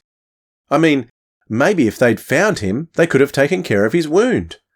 "Perhaps, but you'll recall he was under sentence to hang anyway. I imagine he preferred dying in his cave to being recaptured. He may even have guessed that if he was never found, his legend would grow and perhaps, in some way, help his people." "It sure grew," said Pete. Jupiter nodded. "So much so that someone is now using it to scare us, and anyone else who comes into the cave. The question is, why?" "Maybe someone wants to make Mr. and Mrs. Dalton lose their ranch," Pete suggested. "That's possible," Jupiter conceded, "but I don't think so. I think someone is trying to scare people away from the cave. Remember that the Daltons have been here for some time, but the moaning only started a month ago." "Golly, Jupe, if someone is trying to scare people away, how come no one saw the phony El Diablo until tonight? I mean, why didn't he appear when the sheriff and Mr. Dalton explored the cave?" "I don't know that yet," Jupiter admitted. "But until tonight, the moaning always stopped when anyone entered the cave. Tonight, we managed to enter unseen. The moaning did not stop, and the fake El Diablo appeared. This leads me to the deduction that we saw El Diablo tonight because the moaning had not stopped." "That makes less sense than anything else," Pete protested. "What do you think it means?" For once, Jupiter looked completely baffled. "I don't know, Pete, but I do know that there is more to the mystery of Moaning Valley than some natural cause for the moaning. We have to find out what that digging we heard earlier was all about." "Gosh, I'd forgotten all about the digging. Do you really think there's a diamond mine in the cave?" "I think someone is trying to conceal something," Jupiter explained. "Last night, I found a diamond. Tonight, we heard somebody digging. Logic indicates that a diamond mine must be involved somehow." "Maybe we should tell Mr. Dalton what we know, Jupe," Pete said uneasily. Jupiter frowned. The first investigator hated to admit that they could not handle a situation on their own, but even he had to agree that there were times when 3 boys could not do the job alone. "I suppose you're right," Jupiter said reluctantly. "Bring El Diablo's pistol, and we'll try to find the tunnel that leads out of here." Pete lit his candle, and the boys started for the next tunnel to test for a current of air. Suddenly, there was a faint ripple in the water of the pool that had been so dark and silent. This was followed by splashing and loud breathing. The boys stood motionless, their flashlights trained on the sound. A black and shiny shape broke the surface of the murky pool. Water dripped from its shining skin, reflecting in the beams of the boys' flashlights as the creature raised itself out of the water. Jupiter and Pete stared in horror as the shiny black creature began to climb out of the pool. Chapter 14. The Black and Shiny Creature. "What are you boys doing here?" the creature demanded.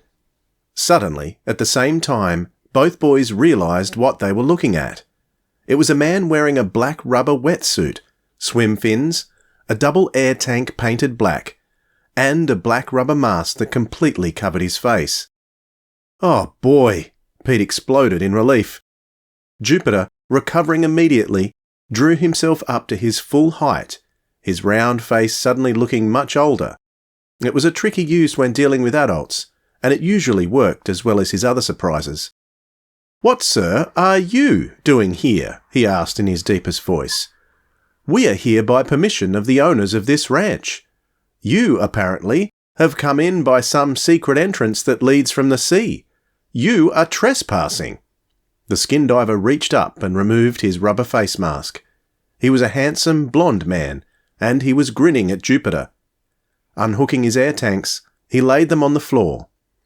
"Well, son, you sound almost as important as the Admiral," he said. "I wasn't questioning your right to be here. I was just wondering what 2 boys were doing in El Diablo's cave this late at night." "The Admiral?" Jupiter looked puzzled for a moment. "Of course. You're a frogman, aren't you? A Navy frogman on training manoeuvres with those ships out near the islands." The frogman looked serious. "Yes, that's exactly what I am. We're on a highly secret training mission here. I'll have to swear you boys to complete secrecy. Have you seen anything in the water you thought was unusual?" "No," Pete said. "Nothing, sir," Jupiter assured him. Then, remembering suddenly, he snapped his fingers. "Except that shape." "Shape?" the frogman repeated. Now Pete remembered too. That long black thing that passed us out in the ocean. "It was a submarine, Pete," Jupiter exclaimed eagerly. "A midget submarine. That was why it was so rigid, and why it moved so steadily. But why didn't we hear its engines? Sound carries very far underwater." The frogman's face darkened. "This could be very serious, boys. That submarine you saw is top secret, especially the silence of its engines. I'm afraid I'll have to hold you." "Hold us?" Pete echoed. "A submarine that moves so silently that it can't be detected by sonar is very important, Pete," Jupiter said solemnly. "However, I believe we can prove that there is no need to hold us, Mr. Commander Crane," the frogman said. "Commander Paul Crane. And I'm sorry, but I am going to have to hold you, at least until the Admiral can have you investigated." Jupiter nodded understandingly and tried to look dignified, which wasn't easy when he was wearing only bathing trunks and a diving belt. "We're Jupiter Jones and Pete Crenshaw," Jupiter said, and reached into one of the waterproof containers which hung from his diving belt. "I believe these credentials will attest to our complete reliability." Jupiter handed the commander the boys' business card and the special deputy cards given to them by Chief Reynolds of the Rocky Beach Police. Commander Crane studied the cards. "We happen to be involved in an important case right now," Jupiter told him. "That is why we're in this cave. I'm sure your Admiral would want you to cooperate with us, Commander." Commander Crane looked at Jupiter and hesitated. The first investigator could be very impressive when he was being serious and professional. "Well now," the frogman said, These cards do make you boys seem legitimate. Why don't you communicate with your ship, Jupiter suggested, and have them check at once with Chief Reynolds in Rocky Beach. I'm sure he'll vouch for us. Gosh, Jupe, Pete exclaimed. How can the commander talk to his ship from in here? A good frogman is always in contact with his ship, Jupiter informed Pete. I assume that the commander has some form of long-range radio. Commander Crane smiled. You're a very smart boy, I see. All right, you boys just sit down and stay put. Jupiter and Pete did as they were told, and Commander Crane vanished into the darkness. Minutes passed. The boys could barely see the frogman crouched in the dark of the cavern. He was bending over a tiny instrument of a type the boys had never seen before. Jupiter watched with curiosity, but he could not make out what was happening. At last, the commander straightened up again, replaced his instrument in a hidden pocket, and strode back to the boys. He was smiling. Security says you boys check out, he said. I won't have to hold you. Gosh, you move fast, Pete said. We move fast when we have to, replied Commander Crane. The Admiral has pretty high priorities. And now that we've been approved, Commander, Jupiter said seriously, may we ask you some questions? Me? The frogman shook his head, smiling. I'm afraid that won't be possible, boys. My work is also highly secret. It's not about your work exactly, sir, Jupiter assured him. I want to know about this cave. First, was it you Pete saw last night up near the front of the cave? Commander Crane nodded. It was probably one of my men. He reported that he had been spotted briefly. That makes me feel better, Pete said. At least it explains another mystery of the cave. Second, Jupiter went on, did you or your men make any changes inside the cave, I mean? Did you change the layout of the cave, the various tunnels and openings, or anything like that? No, the commander said. I can tell you that much. Third, sir, Jupiter enumerated, is anything you are doing causing the cave to moan as it does? Absolutely not. We wondered about that moaning ourselves. Of course, we've only been in the cave a few times. We haven't been in this area long. We assume the cave always moaned like that. And your work requires you to remain completely unseen if possible? Jupiter pressed on. Absolutely, the commander smiled. As a matter of fact, I'm sure we haven't been seen by anyone but you boys. Most of our work has been done on the ocean side of the cave, and here, near this pool. Have you seen anyone else in the cave? Jupiter asked. Commander Crane shook his head.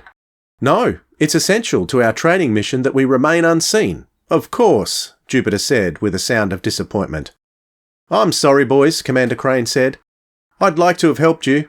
Can you find your way out of this cavern? We've been trying to find our way, Pete blurted out. That's what we were doing when we saw you.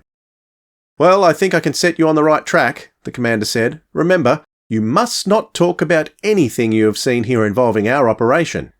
Yes, sir, Pete agreed. Of course, Commander, echoed Jupiter. All right then, follow me.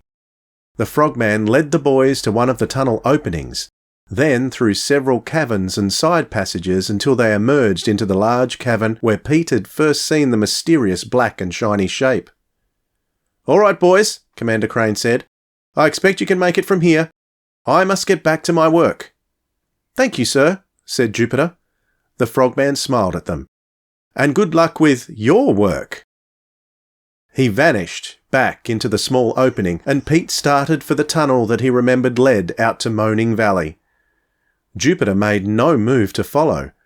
He was staring into empty space with that faraway look Pete knew only too well. Oh no, Pete groaned. Don't tell me, Jupe.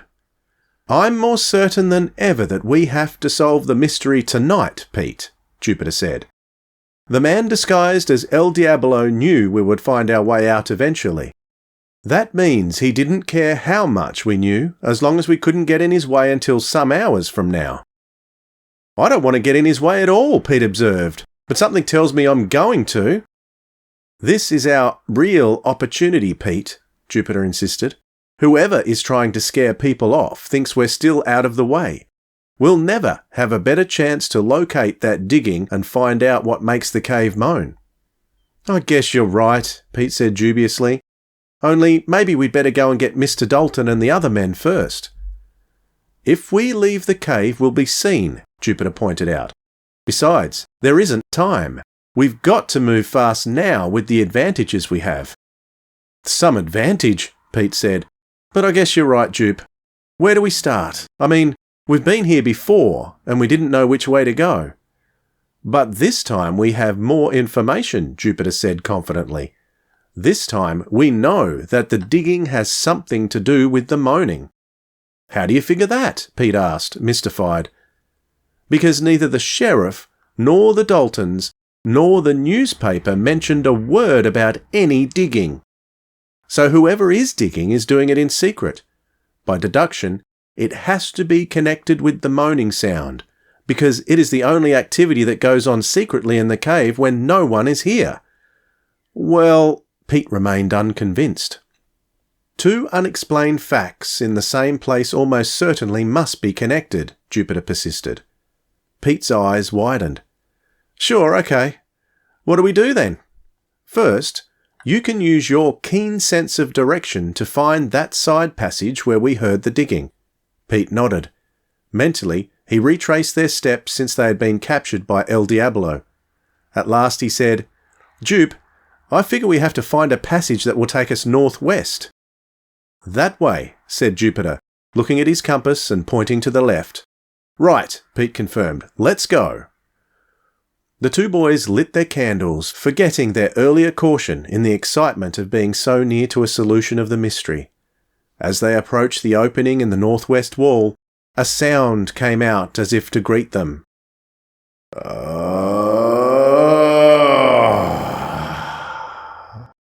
The moaning, Pete whispered. It never stopped, Pete. We've just become accustomed to it. It seems closer now. Because it's coming from that tunnel.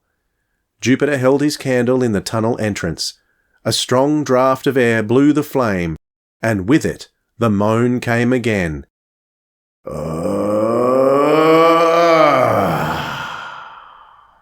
The two boys plunged into the passage, which soon led into a small cavern. I know where we are now, Jupe, Pete said in a low tone. Blow out your candle then, whispered Jupiter. We'll use our flashlights.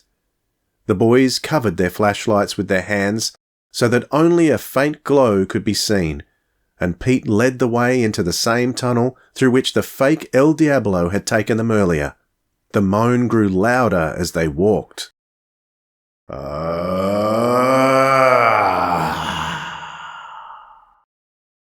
As they approached the cross passage, they heard the sound of digging. Golly, Pete gulped. We really did hear digging. Of course we did. Come on, whispered Jupiter. They plunged ahead into the man-made tunnel, moving as silently as possible. It was long and straight.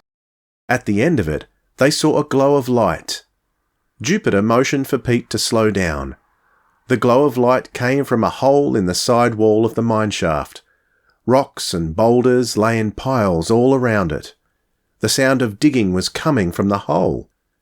Cautiously, the boys crept forward and peered into the hole, blinking at the bright light. At that moment, the moaning came again, so loud that the sound was painful to their ears. It echoed all around them, then gradually died away. Gosh, Pete whispered, it hurts my ears. Jupiter caught Pete's arm. Look! Their eyes had adjusted to the bright light inside the cavern, and they could see a figure bending over with a shovel in his hand. Pete gulped. The figure suddenly straightened, put down his shovel, and picked up a pickaxe. For a moment, he was clearly visible in the light of his electric lantern, a man with white hair and a flowing white beard. Old Ben Jackson! Chapter 15. Part of the mystery solved. Through the opening in the side wall, Pete and Jupiter watched old Ben working inside the secret cavern. Every few minutes, at irregular intervals, the moaning shattered their ears. The noise did not seem to bother the old man at all. He kept digging at the base of the cavern wall with his pickaxe. "Look," Jupiter whispered. "It looks like another rock fall." "It's a big one," Pete whispered back. "You see how those breaks in the rocks are sharp and clean?" Jupiter pointed out. "That fall happened very recently." Old Ben continued his work at the fall, unaware of the eyes watching him. The old prospector swung his axe with vigour and surprising strength for a man of his age. Then he put it down again and picked up the shovel.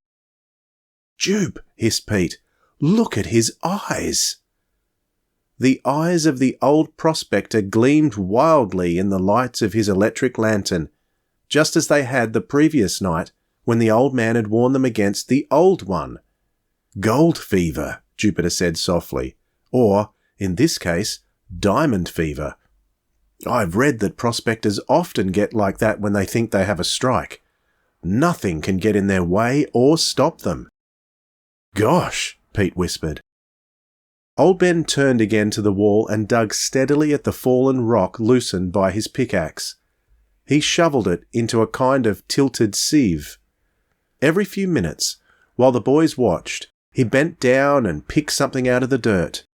Each time, he examined the object, laughed wildly, and put it into a small leather bag near the electric lantern. "Are they diamonds?" Pete whispered. "I expect so," Jupiter responded in the same low voice. Old Ben was so involved in his work that he probably wouldn't have heard the boys if they'd spoken normally, but they were taking no chances. "Then he has found a diamond mine," Pete said.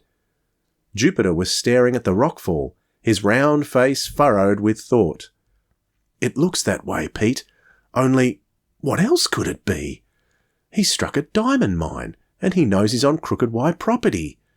If anyone found out about it, he'd at least have to share the diamonds with the Daltons, wouldn't he?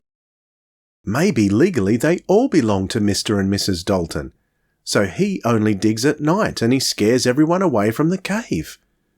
Jupe nodded slowly. "I guess you're right, Pete. That explains everything except—" "Except why the cave moans," Pete interrupted. "And what makes it stop when anyone comes inside?" "I wasn't thinking of that," Jupiter said, "but I think I can explain why the moaning stops. You see, the sheriff and Mr. Dalton must have found this mine shaft all right. Only they didn't find the place where old Ben is working." As Pete opened his mouth to ask a question, a bell began to ring insistently in the hollow cave. Old Ben dropped his shovel and moved with amazing speed to a small box near his lantern. He touched something on the box, and the clanging bell stopped. Then he picked up his lantern and the small leather bag and headed straight for the hole in the wall where Pete and Jupiter were crouching. "Quick, Pete," Jupiter whispered urgently. The two boys scrambled back to hiding places behind the loose mounds of rock in the shaft. They were none too fast. They had barely got out of sight when old Ben came through the hole in the wall. The old man laid down his lantern and leather bag and picked up a long steel bar the boys had not noticed in the floor of the shaft. At that moment, the moan began once more. But this time the spooky sound stopped before it was finished. Old Ben had rolled a large boulder into the opening using the bar as a lever. With the rock in place, there was no trace of the opening, and the moaning stopped abruptly. "Gosh, Jupe," Pete said. "That's what you meant. No one could tell there was a hole in that wall." The large boulder fitted tightly into the gap as if it had always been there. "Right," Jupiter whispered, "and the blocking of the hole stops the moaning right away. That bell must be the signal from whoever is watching up on the mountain. I think it means someone is coming into the cave." "Maybe Bob got scared and went for help," Pete said. "I hope." Old Ben was pacing up and down in the mine shaft, muttering to himself. He didn't even glance towards the rocks where the boys were hiding. Then suddenly, the old man switched off his lantern. For a moment, there was no sound in the dark mine shaft. Then the boys heard the pacing and muttering begin again. They waited tensely in their hiding place. In the darkness, Pete tried to sort out everything he had learned that evening. There were still questions he wanted to ask Jupiter, but Pete thought he understood most of the answers to the mystery of Moaning Valley. Old Ben was digging secretly in the cave. Up on the mountain, someone was on guard. The moaning sound was produced by the wind blowing through the narrow opening of the prospector's secret cavern. When someone came to the cave, the guard signalled with the bell and old Ben closed up the hole. The moaning sound stopped and there was no clue to what caused the moaning. Pete felt quite pleased with himself for figuring it all out. He had answered all the questions himself. Or had he? Who, for instance, was the fake El Diablo who had captured them? And how did he fit into the puzzle? Was that what Jupe had been referring to when he said something was still unexplained? "Pete," Jupiter's voice whispered in his ear. "Someone is coming." Pete was so startled he almost lost his balance. He grabbed at the big rock in front of him, and a small stone rolled to the ground. Had old Ben heard the noise? Pete held his breath. A moment later, he saw a bobbing light approaching. "Waldo?" Old Ben's voice said from somewhere nearby. "Yup," a voice replied from behind the bobbing light. "There's 2 of 'em coming in the cave, Ben. We best skedaddle." Old Ben's lantern came on, and Jupiter and Pete could see the tall, thin figure of Waldo Turner. The boys crouched as low behind the rocks as they could get. The 2 old men stood less than 10 feet from them now. "You sure they're coming in?" Old Ben asked. "I'm sure. Too dang many people fooling around this cave the last couple of days," Waldo replied. "Jumping bobcats!" Old Ben exclaimed. "And I figure not more'n a few more days' work for her finished. Well, no sense getting careless now. We better get on out." "We better," Waldo agreed. It was clear that Waldo Turner was the man on watch on top of Devil Mountain. After giving the alarm, he had come down by some secret passage from the top. The boys watched the 2 old prospectors move the boulder away from the hole, pass quickly through, and lever the rock back into the hole from the inside. Then there was silence in the pitch-black mine shaft. "Where did they go, Jupe?" Pete whispered. "There must be an exit from that cavern to the outside of the mountain. There would have to be. The wind wouldn't be able to make that moaning sound if it couldn't blow through from the other side. It's probably one of those old mine shafts that are supposed to be sealed up. I'll bet old Ben and Waldo knew just where those shafts were and unsealed one." "How come the sheriff and Mr. Dalton don't know it's there?" Pete asked. "It's probably concealed," guessed Jupiter. "There has to be another entrance up high on the mountain too, for Waldo to get down here so fast. There are probably quite a few hidden entrances. However, I think it's time we went for help." "Let's go," Pete agreed fervently. The boys switched on their flashlights and walked rapidly back along the mine shaft. By retracing their steps, they soon reached the first large cavern they had entered the previous night. As they hurried towards the tunnel that would lead them outside, 2 figures leaped out of the shadows. Strong hands closed on Pete's arm. "Got you!" a harsh voice grunted.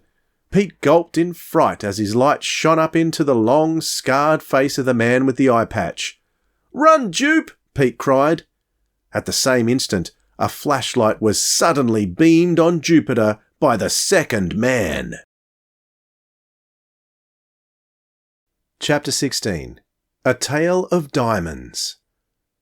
"Just stay where you are," the man with the eye patch commanded.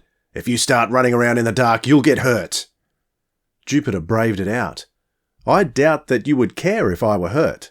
I suggest you let us go. We have friends here." The man laughed. "Huh, spunky, aren't you? Why don't you come over here where we can have a talk?" "Don't, Jupe," Pete cried. And then a familiar voice spoke from behind the flashlight of the second man. "It's okay, fellows. Mr. Reston is a detective."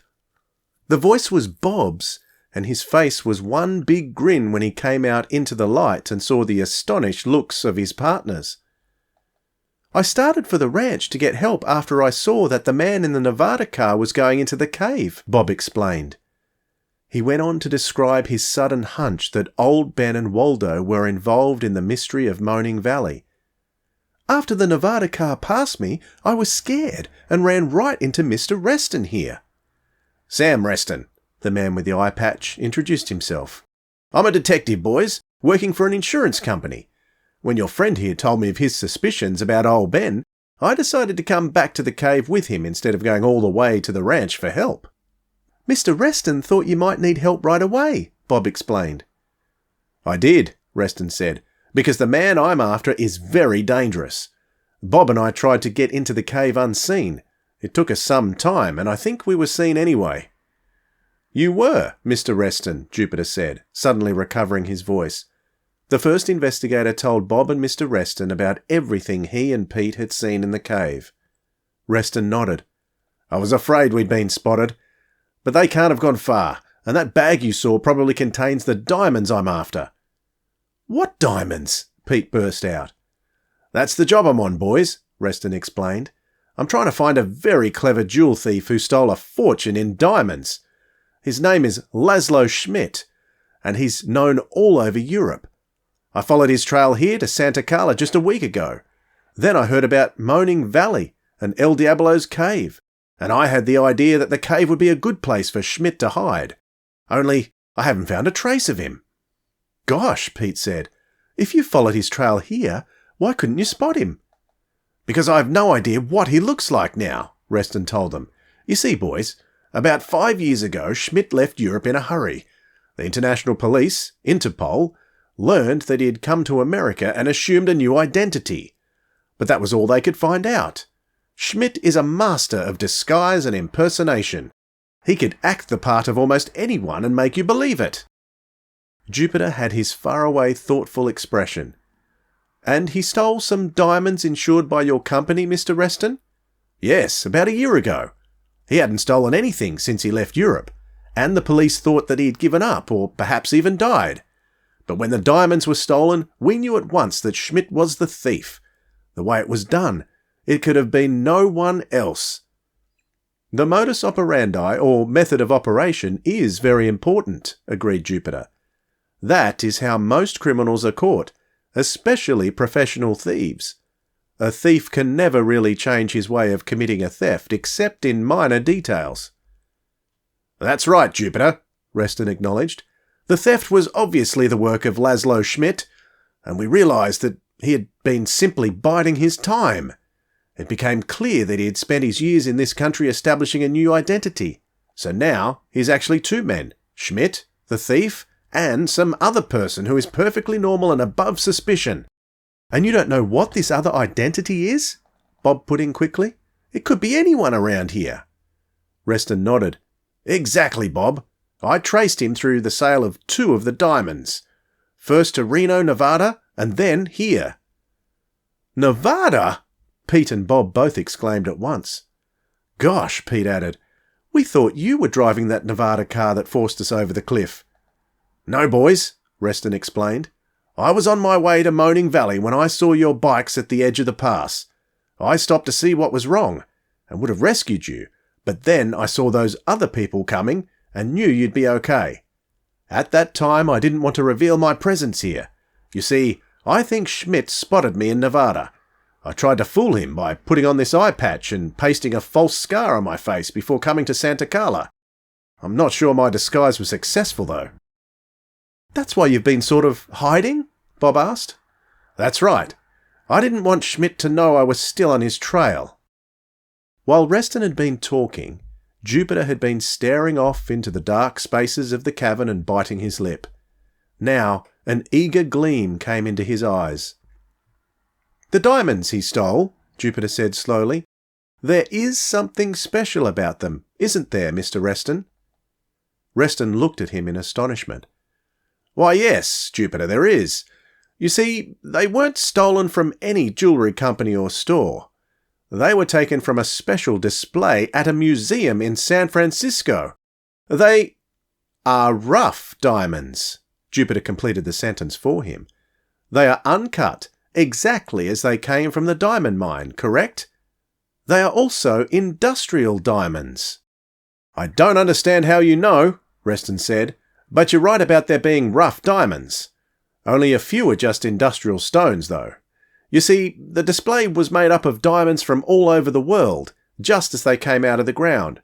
Because they look like ordinary rocks, and because they were in a museum, they were not very well guarded.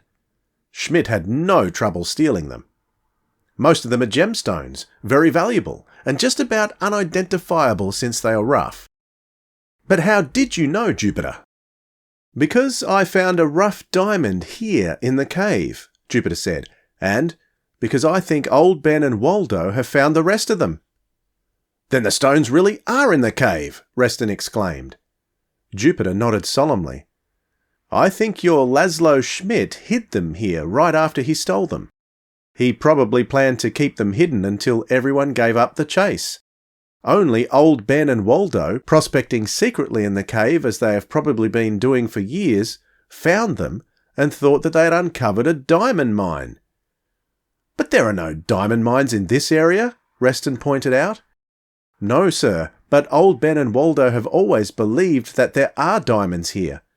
I remember Mr. Dalton said that they have been looking for precious stones as well as gold and silver. The diamonds Schmidt stole look exactly as they would if they had just been dug up, don't they?" "Yes, they do," Reston admitted. "But wouldn't Ben and Waldo have suspected something odd when they found all the diamonds hidden in one place?" Jupiter nodded eagerly. "Yes, but I don't think old Ben found them that way. We're right on top of the San Andreas Fault here, as you know. The cave is filled with the debris of large earthquakes that occurred some years ago. We haven't had a large quake for many years, but small ones are always happening." "You mean you think there was an earthquake here just recently?" Pete asked. "Yes, I do. I think that a small earthquake about a month ago disturbed the hiding place of the diamonds. Old Ben and Waldo, digging as usual, found the diamonds scattered in the dirt and thought that they had found a mine." "Wow!" Pete exclaimed. Reston nodded. "Yes, it's all quite possible. However, boys, you must remember that a detective has to consider all possible explanations, and there is another possibility. Old Ben or Waldo may have stolen the diamonds themselves and are now only recovering them after the earthquake buried them." Jupiter reddened. "Of course, I should have considered that." "But Mr. Reston," Bob said, "old Ben and Waldo have been here a long time. They're local characters. They couldn't have come from Europe only 5 years ago." Reston smiled. "Remember, Bob, that I said Laszlo Schmidt is a master of disguise and impersonation. He could be impersonating one of them." "Gosh, of course," Bob agreed. "However, I think there is only one way to find out," said Reston. "We'll go back to that cavern where Ben and Waldo were digging and see if we can find out where they went. But first, I think one of you boys had better go back to the ranch and call the sheriff. We're going to have evidence to show him." Jupiter nodded. "I think Pete had better go." Pete's face fell. "Just when we're going to finish the case," he protested. "Jupiter is right," Reston said. "Bob's leg isn't in good shape, and I want Jupiter with me. Besides, I can see that you're the fastest, Pete. On a team, each man has to do what he does best." Still reluctant, but pleased with the tribute to his athletic prowess, Pete obeyed. He slipped quietly out of the cave and began to run at a steady pace towards the Crooked Y ranch house. Inside the cave, Jupiter, Bob, and Sam Reston walked quickly through the tunnels until they stood in front of old Ben's secret cavern. Reston moved the boulder and stepped into the cavern. The little room was empty, but in the far wall they found old Ben and Waldo's exit tunnel. It was another man-made mine shaft, and it angled sharply upward. With Sam Reston in the lead, his pistol ready, they started through the tunnel. Jupiter marked another trail of chalk question marks. "We're heading towards the north ridge of the mountain," Bob said as they advanced. "That's where the book says old Ben and Waldo have their cabin." "That is to be expected, Bob," Jupiter observed. "They opened an old mine shaft close to their cabin so there would be less chance of being observed." Reston suddenly stopped. Ahead, the shaft ended in a wall of rocks. Bob noticed footprints on the ground that seemed to go straight into the wall of stones. Reston bent close. He leaned against a boulder and moved it out of the way. Then he moved 2 more large stones until there was a small passage. The detective crawled into the passage. For a moment his feet were visible to the boys, and then they vanished. Bob and Jupiter peered into the hole, then quickly scrambled through. They stood in the clear night behind a thick cover of trees and bushes on the north ridge of Devil Mountain. "No one would notice a hole that small in the mountain," Reston observed. "Come on, boys, but stay behind me." The detective advanced cautiously along the ridge between the valley and the sea. In a minute they saw a gleam of light in the window of a small cabin. They crept quietly up to the window and looked in. Old Ben and Waldo sat at a bare table, a pile of small stones between them. Chapter 17. Jupiter Guesses Right. His pistol in his hand, Sam Reston opened the door of the cabin. "Claim jumpers!" cried old Ben in his high, cracked voice. "Get 'em, Waldo!" Sam Reston levelled his pistol. "Just sit where you are, Waldo." The tall, old prospector was half out of his chair. He slowly sat down again. "The Maverick's got the drop on us, Ben," Waldo said. "We're going to let him get away with claim robbing?" old Ben demanded. "No one fights fair no more, Ben," Waldo complained. The 2 old men glared furiously at Reston. Then old Ben's wild red eyes fixed on Bob and Jupiter. "Those boys!" he cried. "I told you they was fixin' to cause trouble, Waldo. We should have taken care of them." "I guess you are right," Waldo agreed.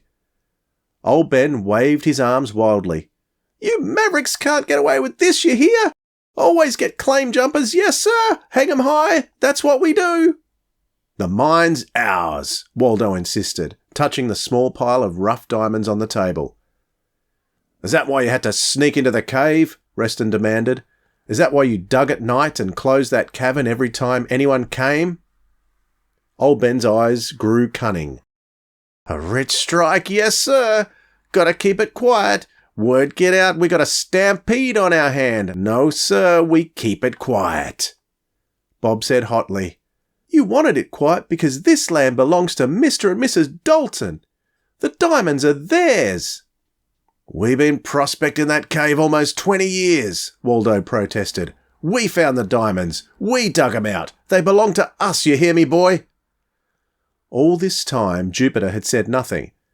He was looking intently around the cabin. He was intrigued to see that it contained a radio, a bookcase full of books, and stacks of newspapers. He picked up one of the newspapers and studied it. Old Ben's red-rimmed eyes grew even more shrewd. "Tell you what, there's enough for everyone, right?"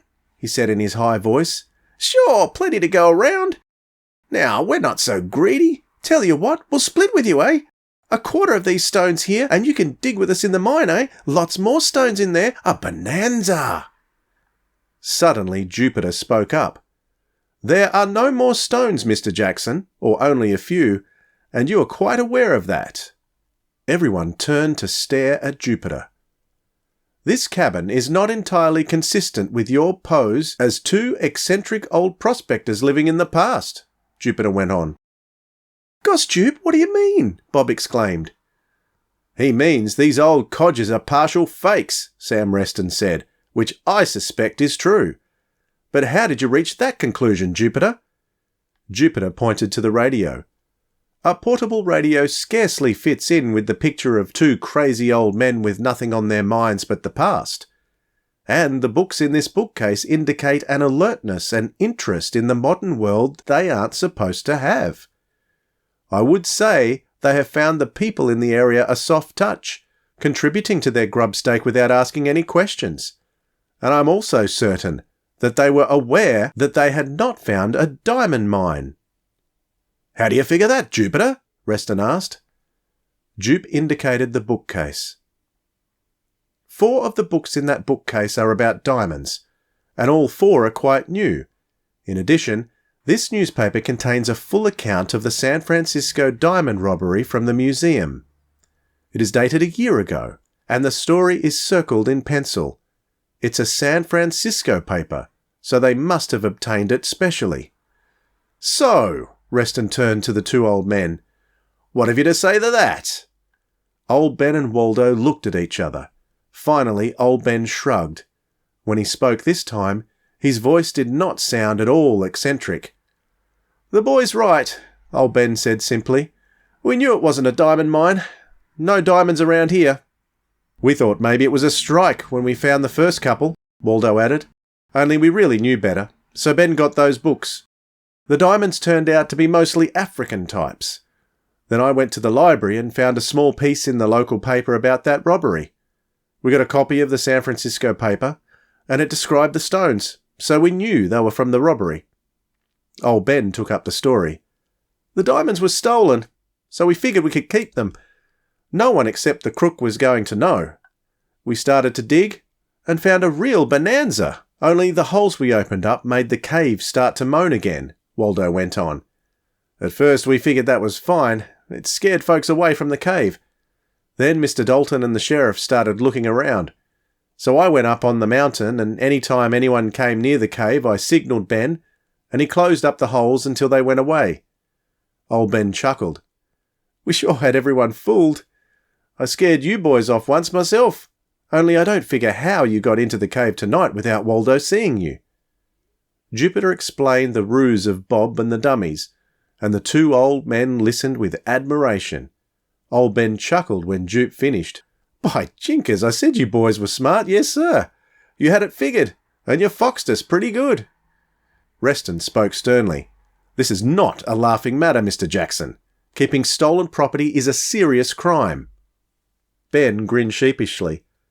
I don't know if we'd really have kept them, only we'd never made a real strike, and it was kind of exciting to dig them up. For a while we felt like real prospectors again. I guess it wasn't right. Only we figured no one would be hurt except the thief. At least not until we decided what to do with the stones. What about those accidents? Bob asked hotly. And the rock that almost hit us? Most of them were real accidents, Waldo explained. They happen around here all the time. People got nervous from the moaning and that made them more careless. The one that almost hit you was my fault, though. I was watching you and my foot knocked over a stone and the boulder fell. I never meant to hurt anyone. Sam Reston looked at the two men severely. I'll decide what to do about you two later, he said, gathering up the diamonds and putting them back into the leather bag. The two old men watched wistfully as their rich strike vanished. You've acted foolishly, added Reston, but you did recover the diamonds. Maybe you meant to return them eventually, who knows? Just now I have a thief to find. Jupiter spoke up again.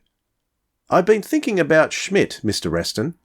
I'm positive he knows old Ben and Waldo have been digging in the cave, and he must know they have found his diamonds. I'm sure he will be back to get them, which leads me to think that you set a trap for him. The muffled voice spoke from close behind them all. You are a smart boy. I did return. Everyone jumped and turned towards the voice. There in the doorway stood the fake El Diablo. His masked face was as young and rigid as when he had captured Jupiter and Pete in the cave, and his left hand held the same pistol aimed at them all. Don't move, boys, Reston said quietly. If this is Schmidt, he is a dangerous man. The detective was eyeing his own pistol, which he had left on the table. Very wise advice, the muffled voice rasped. And it is indeed Schmidt. The thief waved his pistol to indicate they were to move against the wall. Don't try for that pistol, Reston. Reston, the boys, and the two old men stood against the wall. You, the small boy, take that rope in the corner and tie up Reston, quick. Do it, Bob, Reston said. Swallowing hard, Bob got the rope and tied Reston's hands and feet.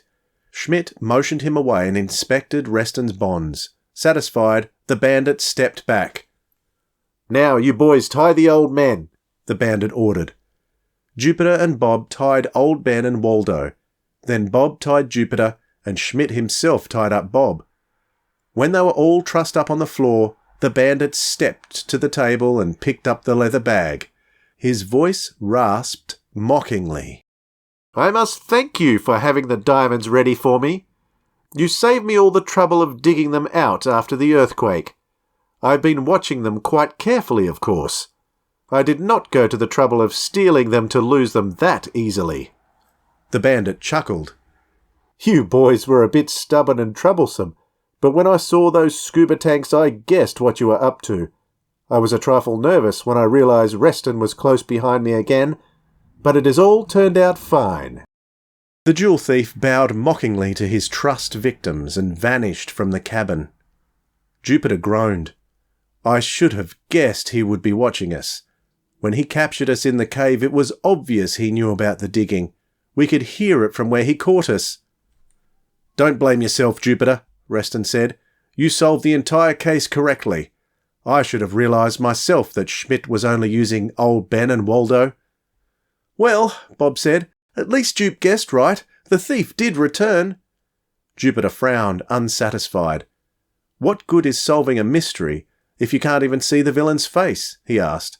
"He'll get away, and we'll never know what he looks like, and Mr. Reston will have to start all over—" Jupiter stopped in mid-sentence, his mouth open like a startled fish. He sat staring ahead as if in some kind of trance. "Jupe?"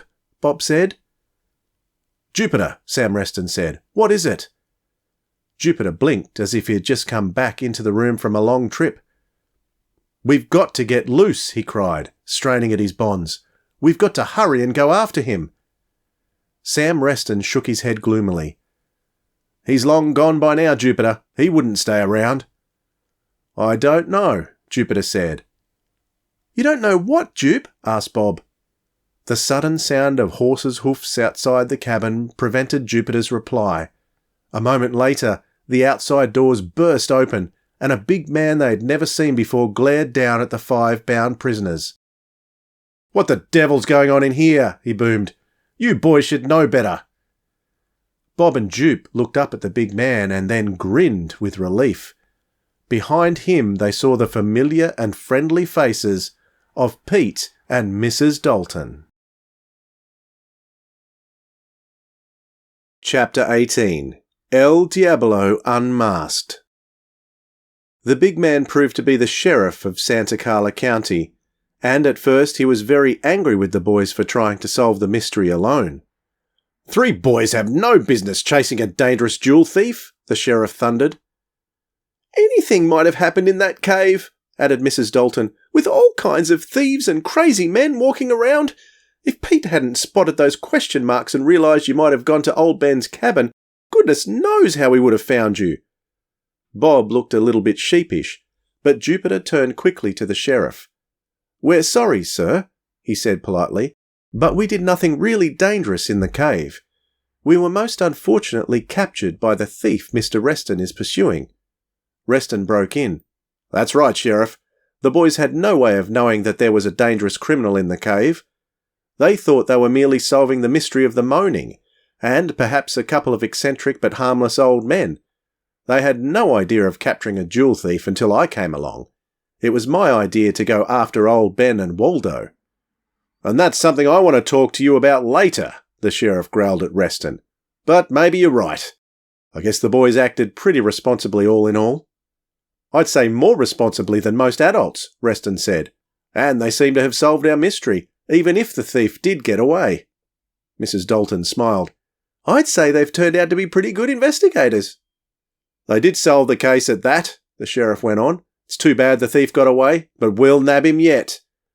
"Please, sir," Jupiter cried. Everyone stared at the first investigator in surprise. "I'm not sure the thief has got away yet," Jupiter insisted eagerly, "or that he's even trying to." "What do you mean, son?" asked the sheriff. "Can you tell me where everyone else is, sir?" Jupiter asked quietly. "Everyone else? You mean the people from the ranch? Why, they're all out looking for you boys," the sheriff said.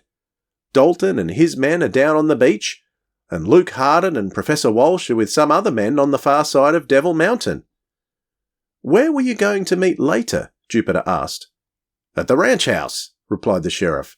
Then I suggest we all go to the ranch house quickly, Jupiter said firmly. The sheriff frowned. Now, see here, boy, if you have anything on your mind, you better tell us. Jupiter shook his head. There isn't time, sir. It would take too long to explain, and we must catch him before he can dispose of the evidence. Better listen to the boy, Sheriff, Sam Reston advised. I've learned from experience that he knows what he's talking about. All right then, the sheriff agreed. Come on, boys, you can ride with us. Jupiter got up behind the sheriff on his horse, and Bob and Pete rode with 2 deputies who had been waiting outside on horseback. It was a wild ride across the rugged terrain. The boys hung on desperately as they jounced and swayed along, unable to see where they were going. But when they reached the house, they saw no sign of life. There was only a dim light in the kitchen window. Well, son, the sheriff said to Jupiter, who clung behind him, who did you expect to find here? Jupiter bit his lip in the dark. I'm sure he will come back. We must have beaten him here. He has to pretend to search for us for a while at least. I suggest we all dismount and wait in the dark. We'll dismount all right, the sheriff agreed, but I want to know what this is all about. The sheriff swung down and helped Jupiter to the ground. A moment later, Sam Reston pulled up in his car. Now, son, the sheriff said firmly, you tell me what this wild goose chase is about. Well, sir, Jupiter explained, I remembered some things the bandits said to us when we were in the cabin. I put them together with some facts and... A man suddenly came limping towards them from the side of the ranch house. Well, I see you located them, Sheriff, Professor Walsh said. Good work. You boys had quite a busy night, eh? The professor smiled from behind his thick glasses and touched his left leg. Took a spill, I'm afraid. Had to come back and bandage up a nasty cut on my leg. You're just in time, Professor, the sheriff said. Young Jones here is about to tell us a story. Jupiter's voice was calm. That won't be necessary now, Sheriff. I suggest you search Professor Walsh for the diamonds. I don't believe he would have abandoned them again, especially since he is sure we don't suspect that he is really Laszlo Schmidt. Schmidt! Sam Reston cried, staring at the professor. I think the diamonds will be under the bandage, Jupiter added. With a cry, Professor Walsh turned and ran. In a second, everyone was in pursuit, all except the boys and Mrs. Dalton. They turned and stared at Jupiter. The first investigator just stood there and grinned. Chapter 19. Alfred Hitchcock Hears a Story. So, young Master Jones, the diamonds were indeed found under the bandage on Professor Walsh's leg? Alfred Hitchcock asked. Yes, sir, Jupiter said. They captured the professor just as he reached his car, the one with the Nevada license. It turned out that he had 2 cars. The one with the Nevada license he kept hidden in a concealed gully in Moaning Valley. The El Diablo costume and rubber mask were in the car. He had not disposed of them because he was confident no one had guessed he was Laszlo Schmidt. Ah, the overconfidence of the master criminal, the famous director observed solemnly. Well done, lads. It was a week after the capture of Professor Walsh, alias Laszlo Schmidt. The boys had just returned home after a well-earned week's vacation on the Crooked Y Ranch, swimming, riding and learning about ranch operations. Now they sat in the office of the famous motion picture director and reported on the mystery of the Moaning Cave from Bob's notes. I believe I understand the secret of the cave's moaning, Mr. Hitchcock continued, and the activities of old Ben and Waldo. Incidentally, what happened to those 2 old rascals in the end? Bob grinned. The sheriff finally decided that they hadn't really had a chance to be guilty of any wrongdoing. He preferred to believe that they would eventually have had sense enough to turn in the diamonds. Mr. and Mrs. Dalton even forgave them for scaring everyone. Mr. Hitchcock nodded behind his big desk. I see. Yes, I suppose they were merely carried away by their dreams of a rich strike. Then you'll introduce our report on this case, sir? Pete put in eagerly. Wait, Mr. Hitchcock thundered. I have not yet said that. I have agreed to introduce any of your adventures that are worthy of my attention, and I understand the matters of the Moaning and the Old Prospectors.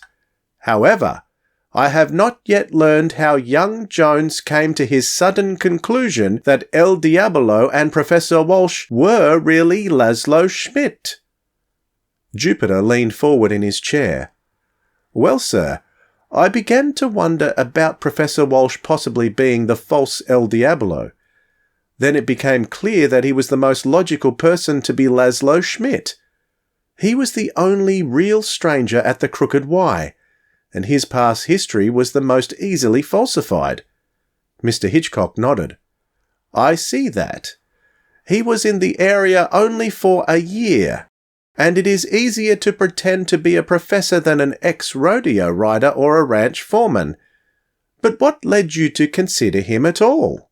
Jupiter frowned. "Actually, sir, I should have considered him sooner. But I admit it did not strike me until we were all captured in old Ben's cabin. It was what he said after he tied us up that revealed it all to me." Mr. Hitchcock leafed through Bob's notes. "He doesn't appear to have said much," the director finally observed. "Not much, but enough," said Jupiter. "First, he mentioned having seen our scuba tanks. Only someone at the ranch could have seen those tanks. Second, there was his voice. Although it was muffled and disguised so that we could not recognize it by its sound, he could not disguise his pattern of speech. And when I thought about my other clues, I suddenly realized the pattern was obviously that of Professor Walsh." Mr. Hitchcock's eyes sparkled. "I see. Yes. The speech pattern of a person can be a real giveaway." "Then," Jupiter went on, "he said that he became nervous when he realized that Reston was close behind him again. That gave me 2 clues. First, that the false El Diablo knew who Mr. Reston was, and second, that he knew that Mr. Reston was getting close to him." "Of course!" Mr. Hitchcock exclaimed. "Reston had told you that Laszlo Schmidt knew him by sight. And no one had seen Reston except you boys. You described Reston to the others. So it was clear that your false El Diablo was a man who had recognized Reston from your description, even with the addition of the eye patch and the scar." "Exactly, sir," Jupiter agreed. Mr. Hitchcock frowned. "However, all that is most circumstantial, young man. It fits Professor Walsh, but it also fits others at the ranch. What was it that made you narrow your deductions to Walsh?" "The pistol he carried, sir," Jupiter said triumphantly. "The pistol?" the director repeated, staring at Bob's notes. "I see nothing here about the pistol. Nothing special, that is." "No, sir, not the weapon itself, but the way he held it," Jupiter said quickly. "You see, the El Diablo who captured us held the pistol in his left hand. He wore his holster on his left hip. But all the books and pictures indicated that El Diablo was right-handed. When we found the skeleton of the real El Diablo in the cave, it had the pistol in its right hand too. So, thunderation! Mr. Hitchcock exclaimed. How could I have overlooked that? Of course, young Jones. Only the professor had the theory that El Diablo was left-handed. He was tripped up by his own pet theory. Yes, sir, he was, Jupiter said with a grin. You see, he really was a professor too, as well as a thief. As Mr. Reston said, he had spent 5 years establishing another identity. He really was Professor Walsh, and he really was an expert on California history. He was actually writing a book about El Diablo, and when he impersonated the bandit, he automatically conformed to his own theory and acted left-handed. Mr. Hitchcock laughed uproariously. You boys have done more than well, young Jones. This may be your most ingeniously deduced case, and I will be glad to introduce it. His left hand, by thunder. The boys all beamed happily at this high praise. Then Jupiter held out the old pistol that he and Pete had found in the hands of the real El Diablo. "We thought, sir, that you might like to have this as a memento of the mystery of the Moaning Cave," he said. "Ah, the pistol of the real El Diablo." Mr. Hitchcock looked at the old gun with awe. "I most certainly will treasure it. Actually, you young sleuths did more than explain the moaning and solve the diamond robbery. You finally provided an ending for the legend of El Diablo." "Golly," Pete exclaimed. "We did, didn't we?" "There remains only one problem," Mr. Hitchcock said, and his eyes twinkled. "Is there actually an old one in that pool in the cave? Might it have killed El Diablo?" Jupiter became thoughtful again. He stared into the distance. "Well, sir, the legend of the Old One has been passed down for a long time. Possibly there is a true basis for it. It might be interesting to return to the cave and see if there is anything in that pool." "Oh no," groaned Bob and Pete together. But all Jupiter said then was, I wonder." The three boys piled out of the office, and Alfred Hitchcock looked at the pistol on his desk and smiled. Once again, the three investigators had explained a mystery that had baffled adults. He wondered what riddle would involve them next. Perhaps it would be the old one in the cave. If not, it would be something equally mysterious, he was sure.